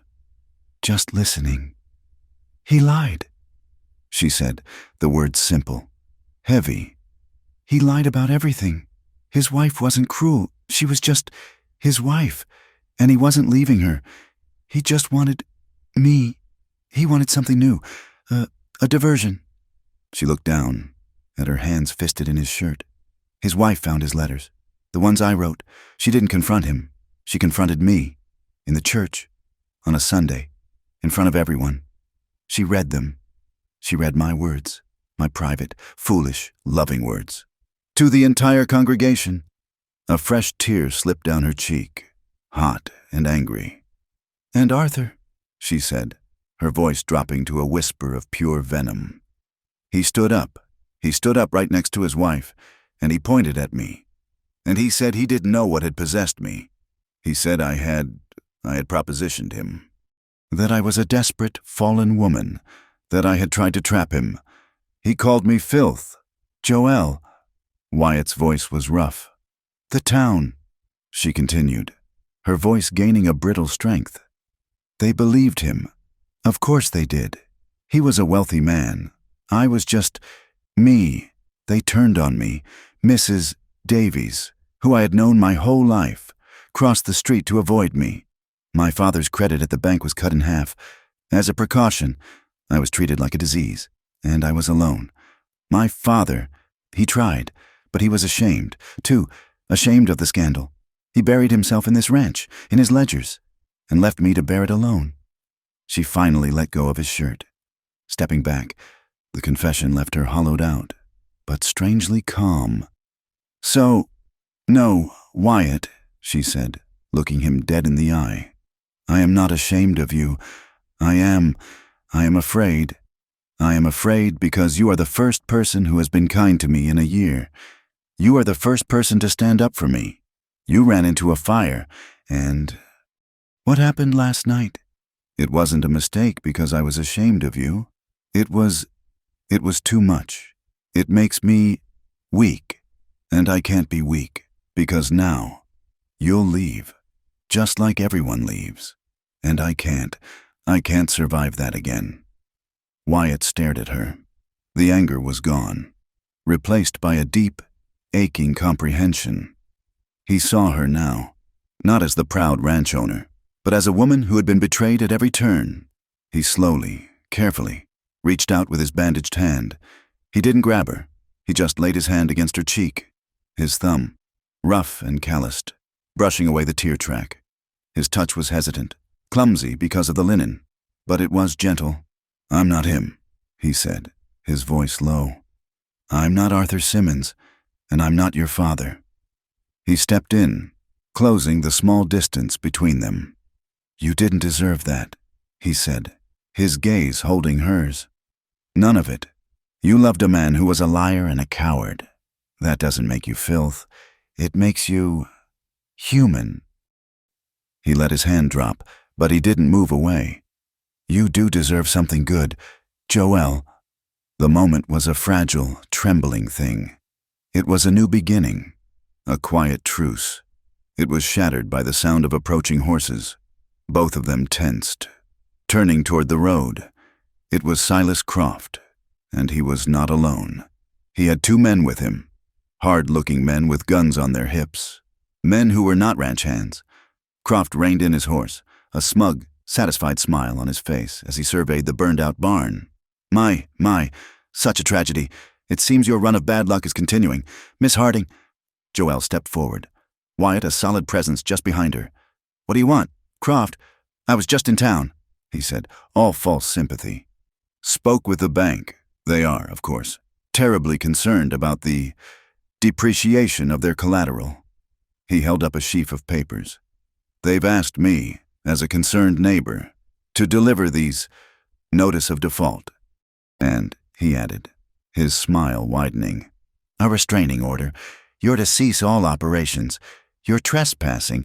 In fact—" "That's a lie. The note isn't due for another week." "It was," Croft corrected. "But the fire clause, it allows the note to be called immediately. You really must read the fine print, my dear." He looked past her, at Wyatt. "And you're the one who started the fire, I wager, a careless drifter. You're trespassing, too." One of the men beside him unhooked the leather thong on his holster. "You get off this land," Wyatt said, his voice flat. He stepped forward, putting himself between Joelle and the men. His hands were bandaged, useless for a gun, but his body was a shield. "Wyatt, no," Joelle whispered, grabbing his arm. "It's all right, Joelle," Wyatt said, his eyes never leaving Croft's. "This ain't my fight, you said, but I'll make it mine. Brave words from a burned-up tramp." Croft sneered. "These are my legal associates. They're just here to serve the papers, but if you resist—" Wyatt was ready to die. Joelle could see it. He was a man with nothing to lose, and he had just found something he was willing to fight for. And she knew, with a certainty that chilled her, she would not let him. "Stop," she said, her voice clear and strong. She stepped out from behind Wyatt, to stand beside him. "We will not be intimidated. Mr. Croft, those papers are forgeries, just like the notes you used to steal my father's land. And the fire, that was arson. I know it, and so do you." Croft's smile faltered, just for a second. "I've sent a letter," she bluffed, her heart pounding. "To the U.S. Marshall and Helena, with copies of my father's journal, his private ledgers, and my own testimony." Croft's face darkened. "You're a liar." "Am I?" she asked, her chin high. "You murdered my father. You set fire to my barn. You think a piece of paper is going to scare me now?" She looked at Wyatt, and her voice softened. "I won't ask you to risk your life. Wyatt, I can't." She turned back to Croft. "Now get off my land, or the next letter I send will be about you and your hired guns threatening a defenseless woman. And me." She had included Wyatt. "And me." Croft stared at her, his eyes cold and assessing. He was calculating. The girl had found a spine, and the drifter, burned or not, looked like he would be hard to kill. "You've made a mistake, Joelle," he said, his voice low. "A terrible mistake. He nodded to his men, and they turned their horses, riding away. The threat was left hanging, thick and suffocating. In the air, the silence that followed their departure was heavier than the one before. You lied about the marshal," Wyatt said, his voice rough. "Yes," she said, her knees weak with relief. I haven't even posted the letter yet." He looked at her, and a small, almost imperceptible smile touched the corner of his mouth. "You're a hell of a woman, Joelle Harding." That night, the house felt vast and unsafe. The burned barn was a gaping, dark wound in the yard. Every gust of wind sounded like horsemen. Every shadow looked like a man. They ended up in the kitchen. It was the warmest room, the most solid. Joelle had made a pot of coffee, thick and black. Wyatt sat at the table, his bandaged hands resting on the wood. Wincing as he tried to lift the mug, she sat across from him, and they talked. It was not the raw, painful confession of the morning. It was a different kind of vulnerability. He told her about growing up in an orphanage in St. Louis, about learning horses from an old, drunk farrier. He didn't mention Texas, he didn't mention Sarah, but he told her about the road, about the loneliness. She told him about her mother, about her love for the land, about her fear of failing not just her father's memory, but herself. There was no passion. The day had burned that out of them. This was something else. It was intimacy. It was two survivors, huddled together for warmth, sharing stories as a way of guarding the door. At some point, long after midnight, her head nodded. The exhaustion of the last 2 days, the adrenaline crash, was too much. Her eyes closed. Wyatt watched her. He watched the lines of fear and exhaustion soften in sleep. She looked young, peaceful. He stood, his own body aching. He picked up the heavy wool blanket from her father's chair. He gently, careful not to wake her, draped it over her shoulders. He wanted to carry her to her bed. He wanted to hold her, but he knew. Not yet. It was too soon. She stirred, murmuring in her sleep, and slumped forward, her head resting on her arms on the table. Wyatt sat back down. He pulled his chair closer, so his knee was almost touching hers. He sat guard. He watched her sleep, and a feeling he could not name, a fierce, protective, and terrifyingly gentle feeling, settled in his chest. He reached out, his band new underscore Linnigan, his bandaged hand clumsy, and brushed a stray piece of hair from her face. He let his hand rest for a moment on her hair, then leaned in and pressed a light, chaste kiss to her forehead. A promise. "He'll have to come through me," he whispered to the sleeping woman. He sat there, in the candlelight, and watched over her as the house grew cold. And the first pale light of dawn began to break. The quiet intimacy of the night before had been a fragile truce, a candle lit in a hurricane. The morning light, and the arrival of Jeb, blew it out. The old man found them by the wreckage of the barn, sifting through the ash. He was holding his hat, twisting the brim, his face a miserable knot of shame and fear. "Miss Joelle," he started, his voice cracking. He wouldn't look at Wyatt. "What is it, Jeb?" Joelle asked, a new weariness settling on her. I'm leaving, miss." The words hit Joelle like a physical blow. Jeb was the last link, the last piece of her father's world. "Leaving? Leaving for where? Jeb, you've been on this ranch for 30 years. "I know," he said, his eyes finally lifting, and they were wet. "And I'm a loyal man. I was loyal to your father, God rest him, but I just can't." "Is it Croft? Did he threaten you?" Wyatt asked, his voice flat. Jeb flinched, finally acknowledging him. "No, Mr. Wyatt, not him. It's the town." He looked back at Joelle.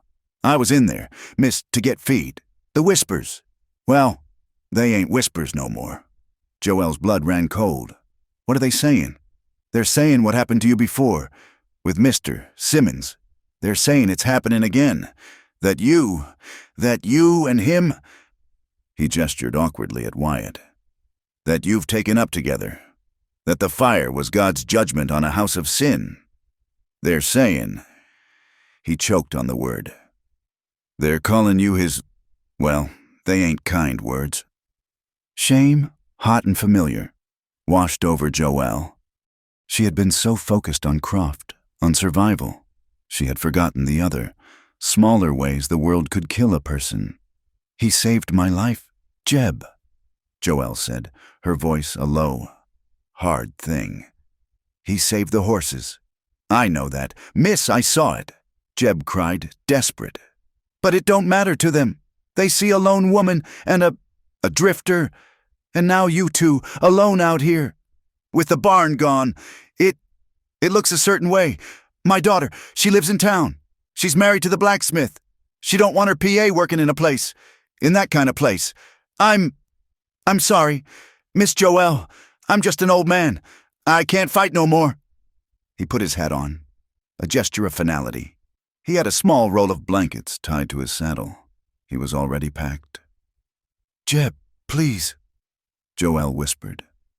He just shook his head, his face wretched, and walked to his old horse.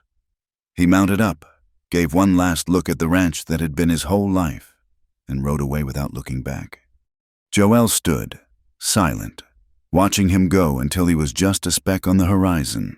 The last ranch hand was gone. It was, she realized, no longer the Harding Ranch. It was just her and Wyatt and the ashes. Let him go, Wyatt said quietly, his voice rough. He was staring at the space where Jeb had been. He was a dead branch. He was my friend, she said, her voice hollow. He was a coward, Wyatt countered, turning to her. He chose whispers over loyalty. We're better off. Are we? She cried, the despair of the morning finally breaking. We are alone. Wyatt, we have no money, no help, no barn, and now, no reputation left to shred. We are what they say we are. Wyatt closed the distance between them, his face hard. His hands, still red and tender from the fire, were unbandaged, and he clenched them at his sides. No, we are survivors. They are not. Get your coat. We're going to the bank. The ride to Miles City was 10 miles of silent humiliation. Joelle, who had once ridden into town with her head high, her father at her side, now felt like a pariah. She was acutely aware of Wyatt riding beside her. He was not a ranch hand today. He was a protector, a co-conspirator. His presence, his lean, dangerous grace in the saddle, was a public declaration. Every farmer they passed on the road, every wagoner, stared. They stared at Wyatt's rough duster, at his pistol, and then at her, and the judgment was a palpable, physical thing. When they entered the town, the whispers Jeb had warned of became a low, buzzing reality. Mrs. Davies, the banker's wife, was just leaving the mercantile. She saw Joelle. Her eyes widened, and she physically pulled her skirts aside, crossing the muddy street to avoid walking on the same boardwalk. Joelle's face burned, but she kept her chin high. They're just bugs, Wyatt murmured, his voice low. For her ears only. Don't let him see you flinch. The bank was a small, brick building that smelled of old paper and self-importance. Mr. Davies, a man with a thin mustache and even thinner lips, looked up when they entered. The warmth he might have shown a valued customer was absent. His gaze was like a cold, wet stone. Miss Harding, he said, not standing. He looked at Wyatt, who had taken a position by the door, his hands nowhere near his gun, but his presence a silent challenge. And your associate. I'm here to talk about my father's note, Mr. Davies, Joelle said, forcing her voice to be steady. She laid her father's ledger on the desk. I know there are complications, but the ranch is still viable. We have the horses. I need an extension, just 30 days. That's all I'm asking. Mr. Davies steepled his fingers, looking not at her, but at a point just past her shoulder. Miss Harding, the bank is not a charitable institution. We have a responsibility to our investors. Your father's chaotic bookkeeping was a problem, and now with the fire. The collateral is severely compromised. The fire was arson. Joel said, "So you claim—" He opened a drawer. "But that is not the bank's primary concern. Our concern is your character and your ability to run a ranch. My ability is not in question, isn't it?" His eyes finally met hers, and they were filled with a pious, venomous judgment. "You are, by your own admission, alone. You've lost your last hand. You are, consorting with a man of no name and, by the looks of him, no prospects. The bank cannot, in good conscience, extend a loan to a woman in your delicate and, frankly, scandalous situation." "My situation?" Joelle repeated, her voice dangerously quiet. "The bank," Mr. Davies said, standing, a signal the meeting was over, "has decided that its interests are best served by consolidating your father's debts. Mr. Croft has made a very generous offer to absorb the note in its entirety. It is, frankly, the cleanest solution." "You've sold me to him," she whispered, the betrayal a cold knife. "You're working with him. We are protecting our assets. Miss Harding, as Mr. Croft will now be doing." He looked at Wyatt. "I would advise you both to vacate the property immediately. Good day." Joelle stood, frozen, the humiliation so complete she couldn't move. Wyatt's voice, low and deadly, cut through the silence from the door. "You should watch your tone when you talk to a lady. Mr. Davies." Davies's face paled. I'm just the banker. This is business." "It sounded personal to me," Wyatt said, taking a step into the room. "Wyatt, no," Joelle said, finding her feet. She grabbed his arm. "Don't, he's not worth it." Wyatt held Davies's gaze for a long, terrifying moment, a silent promise of violence. Then he relaxed. Just a fraction. He turned, put his hand on the small of Joelle's back, and guided her out of the bank, leaving the man trembling behind his desk. They rode home in a silence heavier than any before. The humiliation in the bank, the public shaming, the final, cold confirmation that Croft and the town were one and the same. It had all settled into a hard, cold knot in Joelle's stomach. They were 2 miles from the ranch when Wyatt reined in his horse, his head up, sniffing the air. "What?" Joelle asked, stopping beside him. "Something's wrong," he said. He looked at the sky, at the buzzards circling, not over a carcass, but over their ranch house. "The wind's wrong." He spurred his horse into a gallop.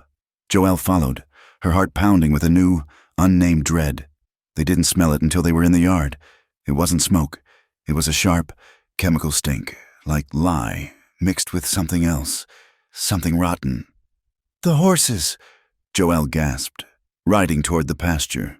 "The horses are fine," Wyatt said, his voice grim. He was already off his horse, walking toward the well. "He hit us where we live." Joelle ran to the wellhead. The smell was overpowering. She looked down into the darkness. "Oh, God!" she gagged, stumbling back. A dead coyote, its body bloated, was floating in their water supply. The water itself was slick with a chemical, oily sheen. Someone, Croft's men, had come while they were in town and poisoned the well. It was not just an attack. It was a siege. It was a threat. "You have no money, no help, and now, no water. Die or leave." Joelle leaned against the well, her stomach heaving. This was it, the end. You could fight a banker. You could fight whispers. You could not fight thirst. Wyatt, however, was not looking at the well. He was looking at the horizon, his face a mask of cold, controlled fury. He said nothing. He walked to the ruined barn, his movement stiff. He returned with a heavy block and tackle, the longest, thickest rope they had, and a bucket. "What are you doing?" she asked, her voice hollow. "Fixing it," he said. "Wyatt, it's poisoned." "It's filthy. And we're thirsty," he said, rigging the tackle. "Get the biggest pot in the house. Get every bucket we have. We'll haul this thing out. Then I'll go down. We'll drain it, scrub it, and then we'll boil what's left. It'll taste like hell, but it'll be water." He worked for hours. His healing hands, which he had been favoring, were raw and bleeding again as he worked the ropes, hauling first the heavy, decomposing carcass out, and then bucket after bucket of poisoned water. He did not ask for her help. He just worked, a one-man army against the world. It was dark by the time he was done. He had gone down into the well himself, scrubbing the stones in the dark. He emerged covered in filth, exhausted, but triumphant. "It's clean," he gasped, hauling himself over the edge. "As it'll get." Joelle just stared at him, this man who would not be broken, who would not run. "They'll be back," she whispered. "I know," he said, pulling a clean rag from his pocket and wiping the grime from his face. "They have guns." "Wyatt." He stopped, his eyes finding hers in the dusk. "Then it's time you learned how to use one." The lesson started the next morning. The air was cold, the sky a flat, gray sheet. Wyatt took her not to the yard, but to the gully, a safe place where a stray bullet would find only dirt. He set up a line of tin cans on a dead log. He didn't give her a rifle. He gave her his own pistol, a Colt, heavy and smelling of oil. It's too heavy," she said, her arms trembling. "It's a tool," he said, his voice void of emotion. He was all business. "It's not a toy. It's not a man's thing or a woman's thing. It's a tool for living, and you're going to learn to use it. Hold it, both hands." She was clumsy. The first shot she fired hit the dirt 10 feet in front of her, the recoil slamming her hands back into her chest. She cried out, her ears ringing. "You're afraid of it," he said, not unkindly. "You're flinching before you even pull the trigger. You're thinking about the noise. Don't think about the target. Think about nothing else." He stood behind her. She was so aware of him. She could barely breathe. He was close, but not touching. "Again." She fired. The shot went wide, high. "You're pulling," he said. "Squeeze. Like you're squeezing a lemon. Slow. Let the gun surprise you." She tried again and again. She was frustrated, her arms aching, her eyes stinging from the gunpowder. "I can't," she said, turning, ready to throw the gun down. He stopped her, his hand closing over hers, over the gun. "Yes, you can." He stepped in, flush against her back, his body a solid wall. His left hand came around, settling on her hip, steadying her. His right hand covered hers on the pistol grip, forcing her to hold it steady. His head was next to hers, his breath, warm and smelling of coffee, on her neck. "Breathe," he murmured, his voice a low rumble against her back. "Let the air out, now. Squeeze. Not you, not me, us." He squeezed, and her fingers squeezed with him. The gun bucked, but he held her firm. The tin can in the center pinged and flew off the log. The sound, the small victory, was a jolt. He didn't move. He was still pressed against her, his hand on her hip, his other hand covering hers. The air, which had been cold, was now thick, hot. This was not a shooting lesson. This was something else. It was survival. But it was also the slow, undeniable burn of a man and a woman who had been through the fire and were still standing. "Your turn," he whispered, his lips brushing her ear. He loosened his grip on her hand, but he didn't move his body. He kept his hand on her hip, a grounding, heavy weight. "Breathe, squeeze." She breathed. She aimed. She squeezed. Ping. A second can flew. A slow, hot smile spread across her face. She was not clumsy. She was not weak. She was powerful. "Again," she said. He stayed there, a silent, warm, solid presence at her back. And she did not miss again. They were walking back to the house, the silence comfortable. When they saw the buggy, it was a fine, professional-looking buggy, not a rancher's wagon, and the man tying his horse to the rail was dressed in a black, dusty suit. "Mr. Croft's lawyer," Joelle said, her hand instinctively moving to the pistol, which was still in her waistband. "Too small," Wyatt said. "And Croft wouldn't come with one man, not after the well." The man turned. He was older, with a kind, tired face. He tipped his hat. "Miss Joelle Harding?" "Yes. My name is Thomas Pendergast. I was your father's attorney. I'm a circuit lawyer. I apologize for the delay. I've only just heard of his passing. I've come to settle the estate." Joelle and Wyatt exchanged a look. They went inside.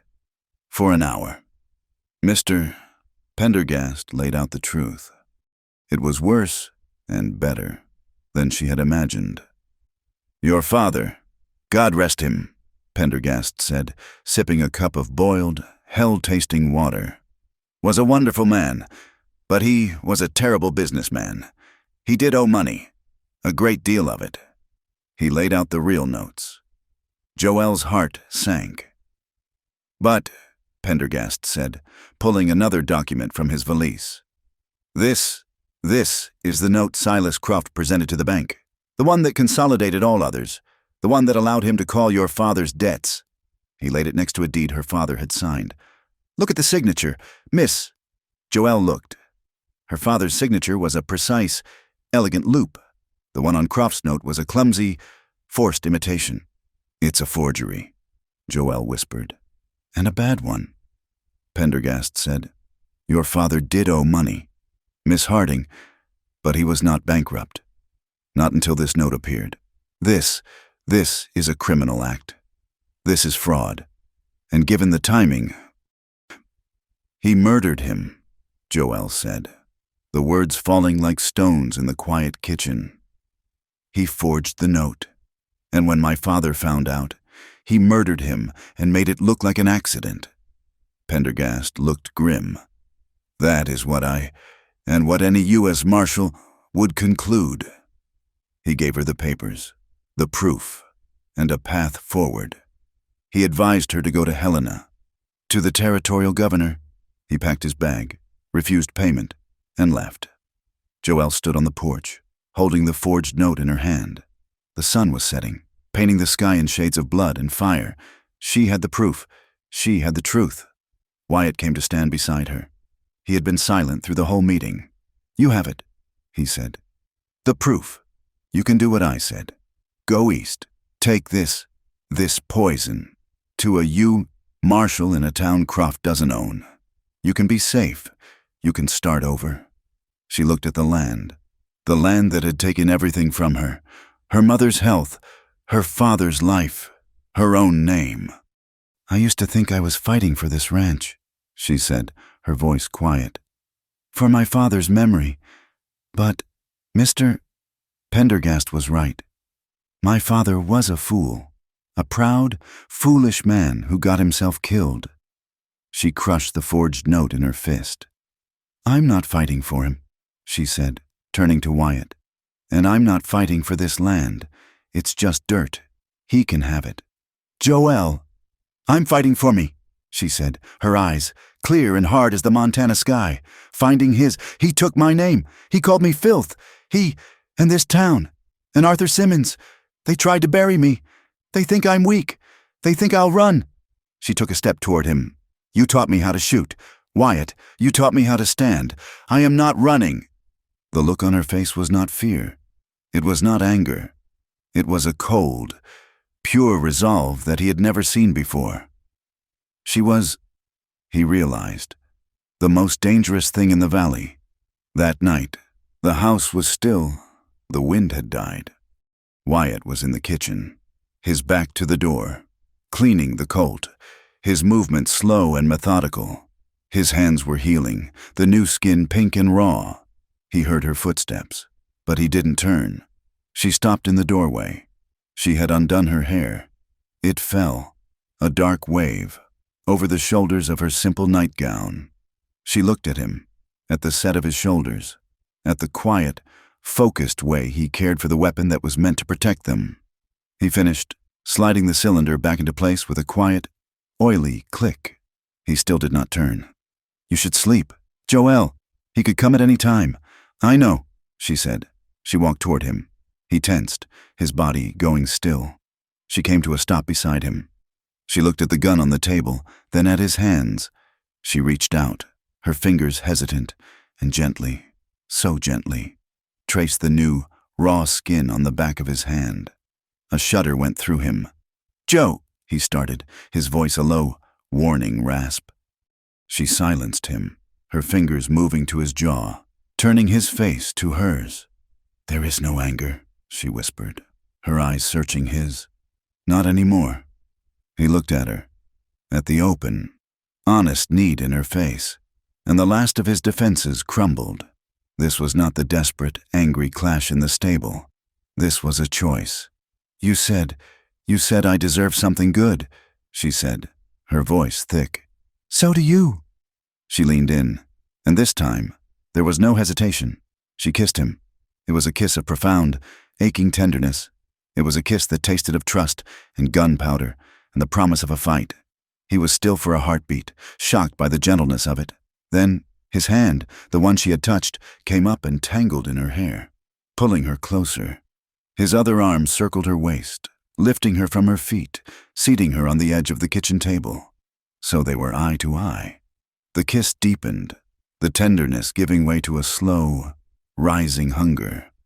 It was the hunger of two people who had been starved, not for food, but for kindness, for touch, for a safe harbor. "He'll kill us," she murmured against his mouth, a whispered fear. "He'll try."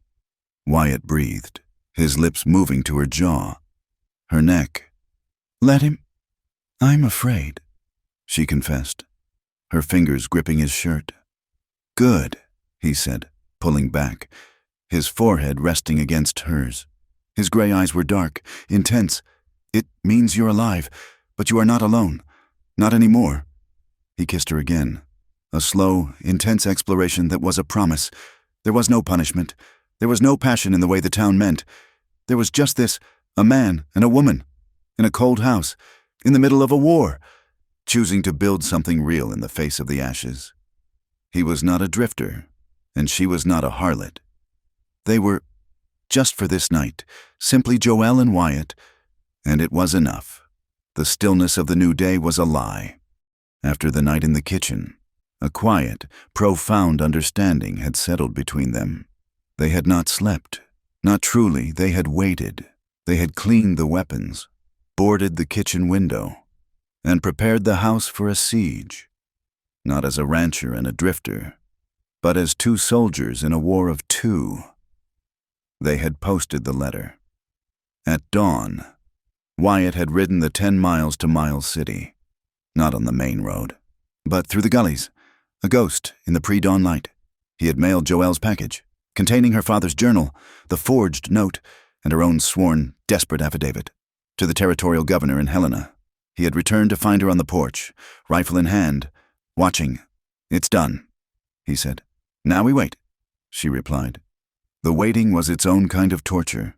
It lasted 2 days. 2 days of patrols, of watching the horizon, of starting at every gust of wind. They took turns sleeping. They ate cold biscuits and jerky. The intimacy of that night had been forged into a hard, practical partnership. On the third morning, they came. Wyatt was on the ridge, his spyglass to his eye. He did not run back. He walked his horse, slow and steady, back to the house.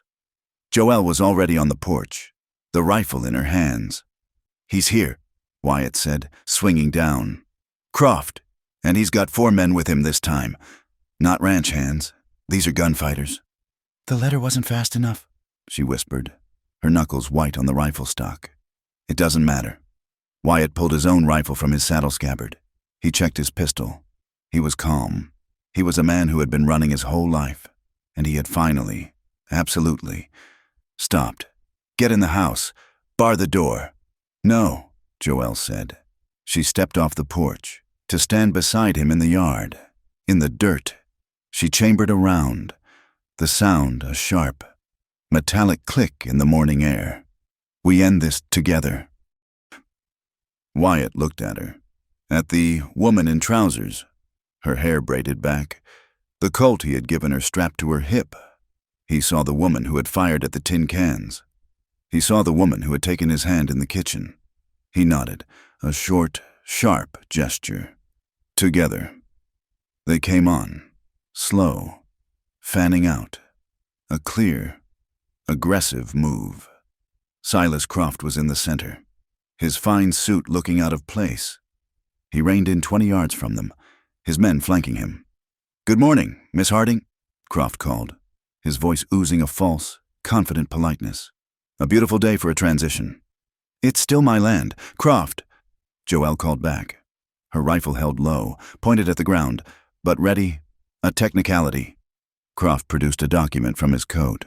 It was not the same one from before. This one was newer, with an official-looking seal. "This is a writ of seizure. From the bank, it seems, in light of your compromise situation. They have sold the note to me in full. The property is mine. You are, in fact, trespassing." "That note," Wyatt said, his voice a low, cold growl, "is a forgery." Croft's smile tightened. "Who are you going to tell, Drifter? Who in this valley is going to believe you, or this fallen woman, over me?" He looked at Joelle, his eyes lingering on her, a look of such possessive filth that Wyatt took a step forward. "Stay where you are," one of the gunfighters warned, his hand dropping to his holster. Wyatt was ready to fight. He was ready to die. His entire body was a coiled spring, ready to unleash the violence he'd kept banked for 5 long years. But Joelle put a hand on his arm, a gentle pressure. "No, Wyatt!" She stepped forward, past him. It was the bravest, most terrifying step of her life. She was no longer hiding behind him. She was shielding him. "You're right, Mr. Croft," she said, her voice clear and carrying in the still air. "No one in this valley will believe me. They are small, frightened men, like you." Croft's smile vanished. "You're testing my patience, girl.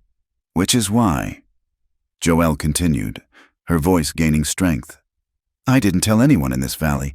I sent a package, Mr. Croft, 3 days ago. It was addressed to Governor Potts, in Helena." Croft's face, for the first time, showed a flicker of uncertainty.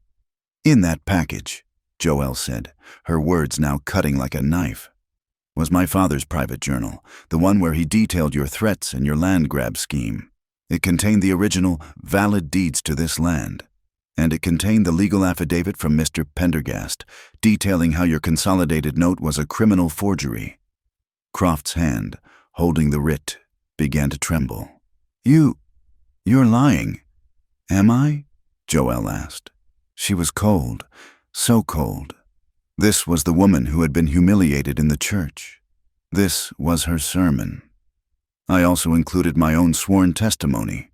I told the governor that you had murdered my father. I told him you had committed arson, burning my barn to the ground.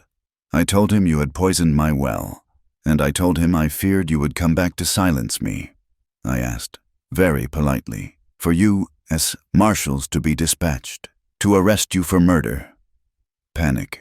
It was a visible, ugly thing on Croft's face. He was a bully, not a general. He looked at his men, then back at Joelle.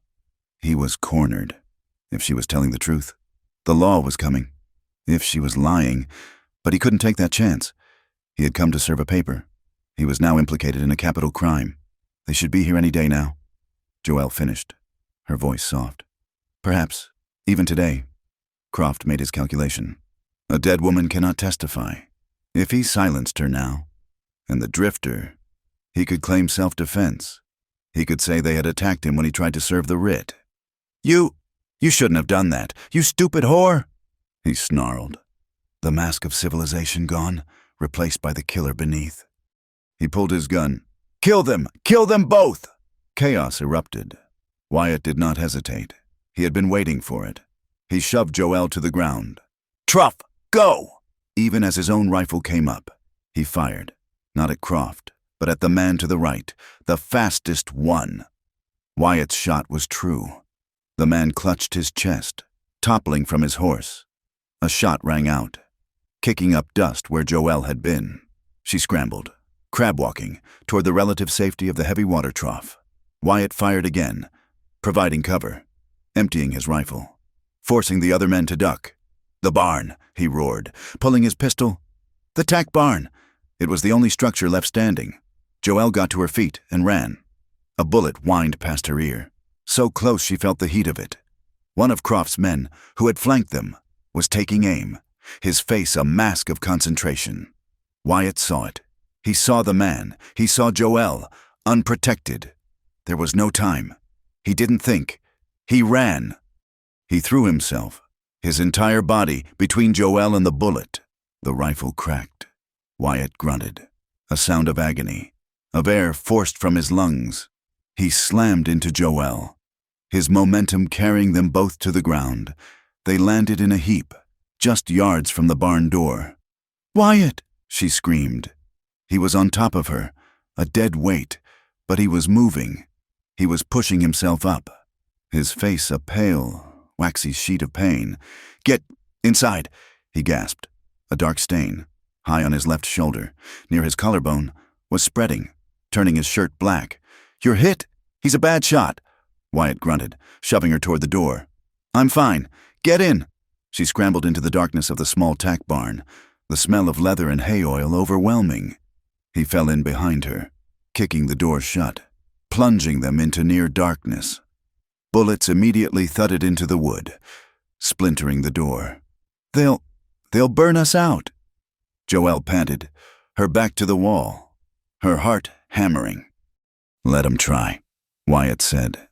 He was slumped against the opposite wall, his pistol in his good hand, his left arm hanging useless, the blood dripping into the dirt floor. "There's a window on the back." Joelle looked. A small, square hole, meant for ventilation. She moved to it. She could see the yard, the house. Croft and his 3 remaining men were taking cover behind the ruins of the main barn. "You taught me how to shoot," she whispered, her hands shaking so badly she could barely hold the rifle. You hit the cans." He breathed. His breathing was shallow, wet. It was not a good sound. "I hit the cans," she repeated. A prayer. She rested the rifle on the windowsill. She aimed. She let out her breath. She squeezed the trigger. The rifle bucked, the sound deafening in the small space. Outside, a man screamed. He had been trying to move to the house. She had hit him, not in the chest, but in the leg. He was down. "Good shot," Wyatt coughed. He was sliding down the wall, his eyes closing. "Wyatt, Wyatt, stay with me," she shrieked, moving to him, grabbing his face. "I'm tired, Joelle," he whispered. "You are not," she screamed, shaking him. "You are not allowed. Do you hear me?" She looked back out the window. Croft was furious. He was yelling, pointing. "He's bleeding. They're trapped. Just wait them out." They were pinned. Wyatt was dying. The marshals were not coming. She had been too late. She put the rifle down and crawled to him. He was unconscious, his skin cold and clammy. "No!" she sobbed, ripping open his shirt. The wound was high, but it was black, and it was bubbling. His lung... Oh, God, no! She pressed her hands to the wound, trying to stop the bleeding, the air, her own tears mixing with his blood. "Please," she prayed, to a God she had long since abandoned. "Please don't take him. He's the good one. He's mine. Don't leave me. Don't you die on me. Please, Wyatt, don't leave me again." She was so focused on him, on the rise and fall of his chest, that she didn't hear the new sound until it was almost on top of them. Horses. A lot of them. "In the barn," Croft yelled. "Hold your fire. This is United States Marshal territory. Put your hands in the air."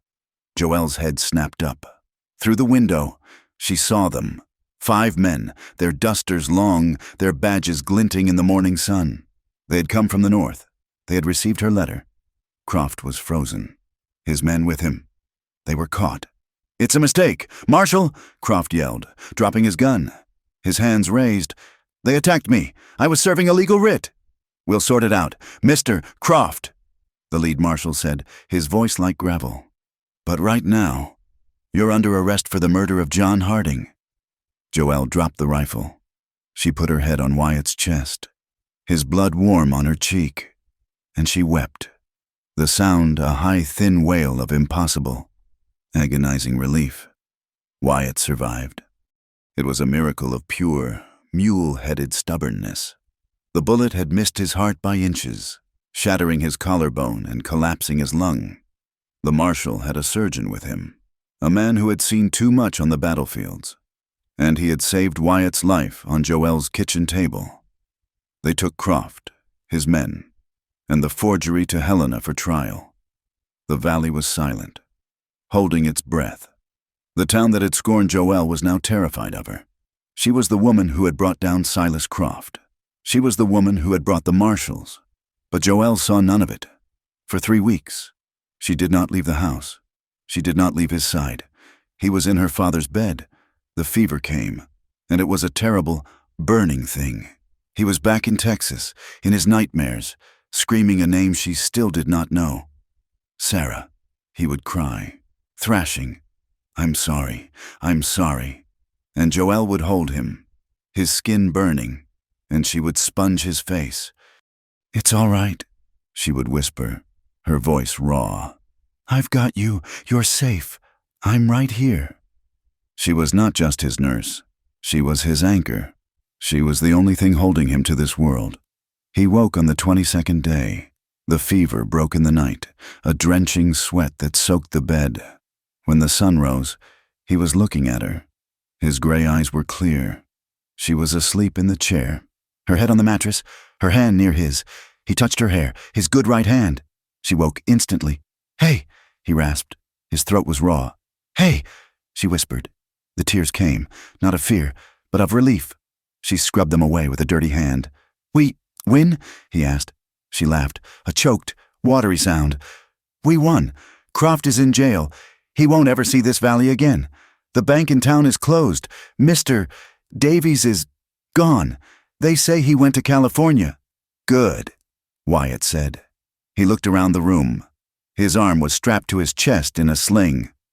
He tried to move, and a sharp pain made him wince. Don't, she said, fluffing the pillows, helping him sit up. They sat in the quiet room, the morning light streaming in. It was over. He looked at the ceiling for a long time. I'll be able to ride in a month, maybe 2.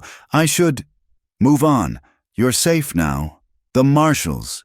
They left a paper for me. Joel's heart, which had been so full, turned to ice. The old fear, he'll leave. A paper. From Texas, he said, his voice flat. The sheriff, Elias Cole. He died 2 years ago, of a bad liver. His replacement. He looked at the case. He ruled his son's death was self-defense. No one is looking for me. He paused. My name is Ben Masters. Ben. She tried the name. It felt strange. I like Wyatt.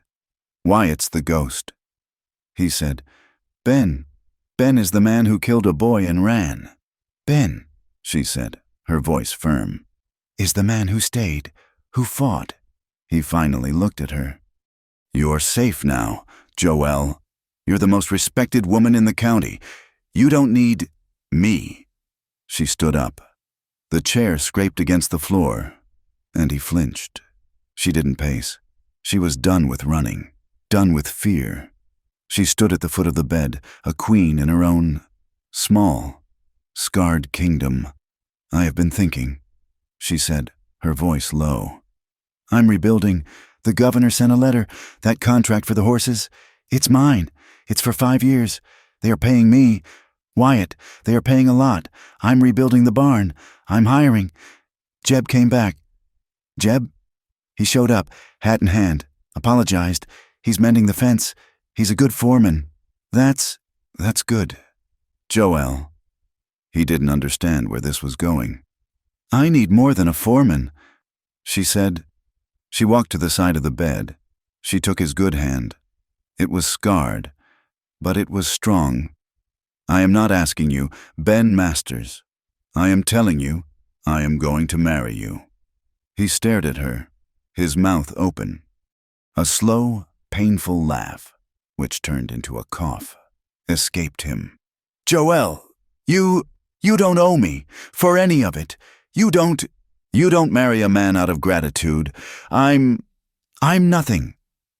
"You are not nothing," she said, her voice fierce, her grip tightening on his hand. "You are the man who mended my fence. You are the man who faced down a stud no one else could break. You are the man who ran into a fire, who taught me how to shoot, and who took a bullet for me." "Joel, and you are wrong," she said, her eyes boring into his. "This isn't gratitude. I am not marrying you because I owe you. I am marrying you because I want to, because I'm building a life, not just defending a ranch, and I want to build it with you. I am not the girl you met. I am not that scared, broken thing. I am a woman who knows what she wants. And I want you." He was speechless. He looked at their joined hands. His, the drifter's, hers, the lady's. Both were now calloused, scarred, and strong. "I love you, Wyatt," she whispered. "Or Ben, or whoever you are. I love you." He pulled her hand to his mouth, his own eyes wet, and he kissed her knuckles, a gesture of such profound, broken reverence that it made her heart ache. "Joel Harding," he rasped, his voice thick, "you are a terrifying, wonderful woman." "Is that a yes?" she asked, a small smile playing on her lips. "That," he said, pulling her gently toward him, "is a yes." The land was healing. It was 3 months later. The air was crisp, the promise of the first good snow. A new, massive barn stood where the old one had been, the raw yellow pine smelling of pitch and a future. The fence line, the one Wyatt had mended when he first arrived, was their favorite walk. They walked it at dusk, hand in hand. The ranch was quiet, peaceful. The work was hard, but it was good work. It was their work. They stopped at the ridge, overlooking the valley, the lights of their house a warm, yellow glow in the twilight. Joelle leaned her head on his shoulder. His arm, his left arm, was out of the sling, and it wrapped around her waist, holding her close.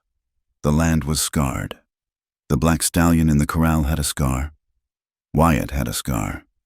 She had a scar. But they were healing.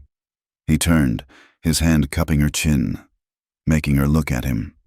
His gray eyes, which she now knew held the entire world, were soft. "I've been thinking," he said, his voice a low rumble. "A dangerous pastime," she smiled. "Punishment or passion?" he asked. The words, once so full of anger and pain, were now a memory, a landmark they had passed. Joelle smiled, a real, genuine smile that reached her eyes. She leaned in, her forehead resting against his. She felt the cold wind on her cheeks, and the warmth of his breath, and the solid, unwavering strength of his heart beneath her hand. "Love," she whispered, "thank you for listening to our story. We would love to know where you are listening from, so please drop a comment. Be sure to subscribe to From Wild West for more stories like this. And please, share your thoughts in English.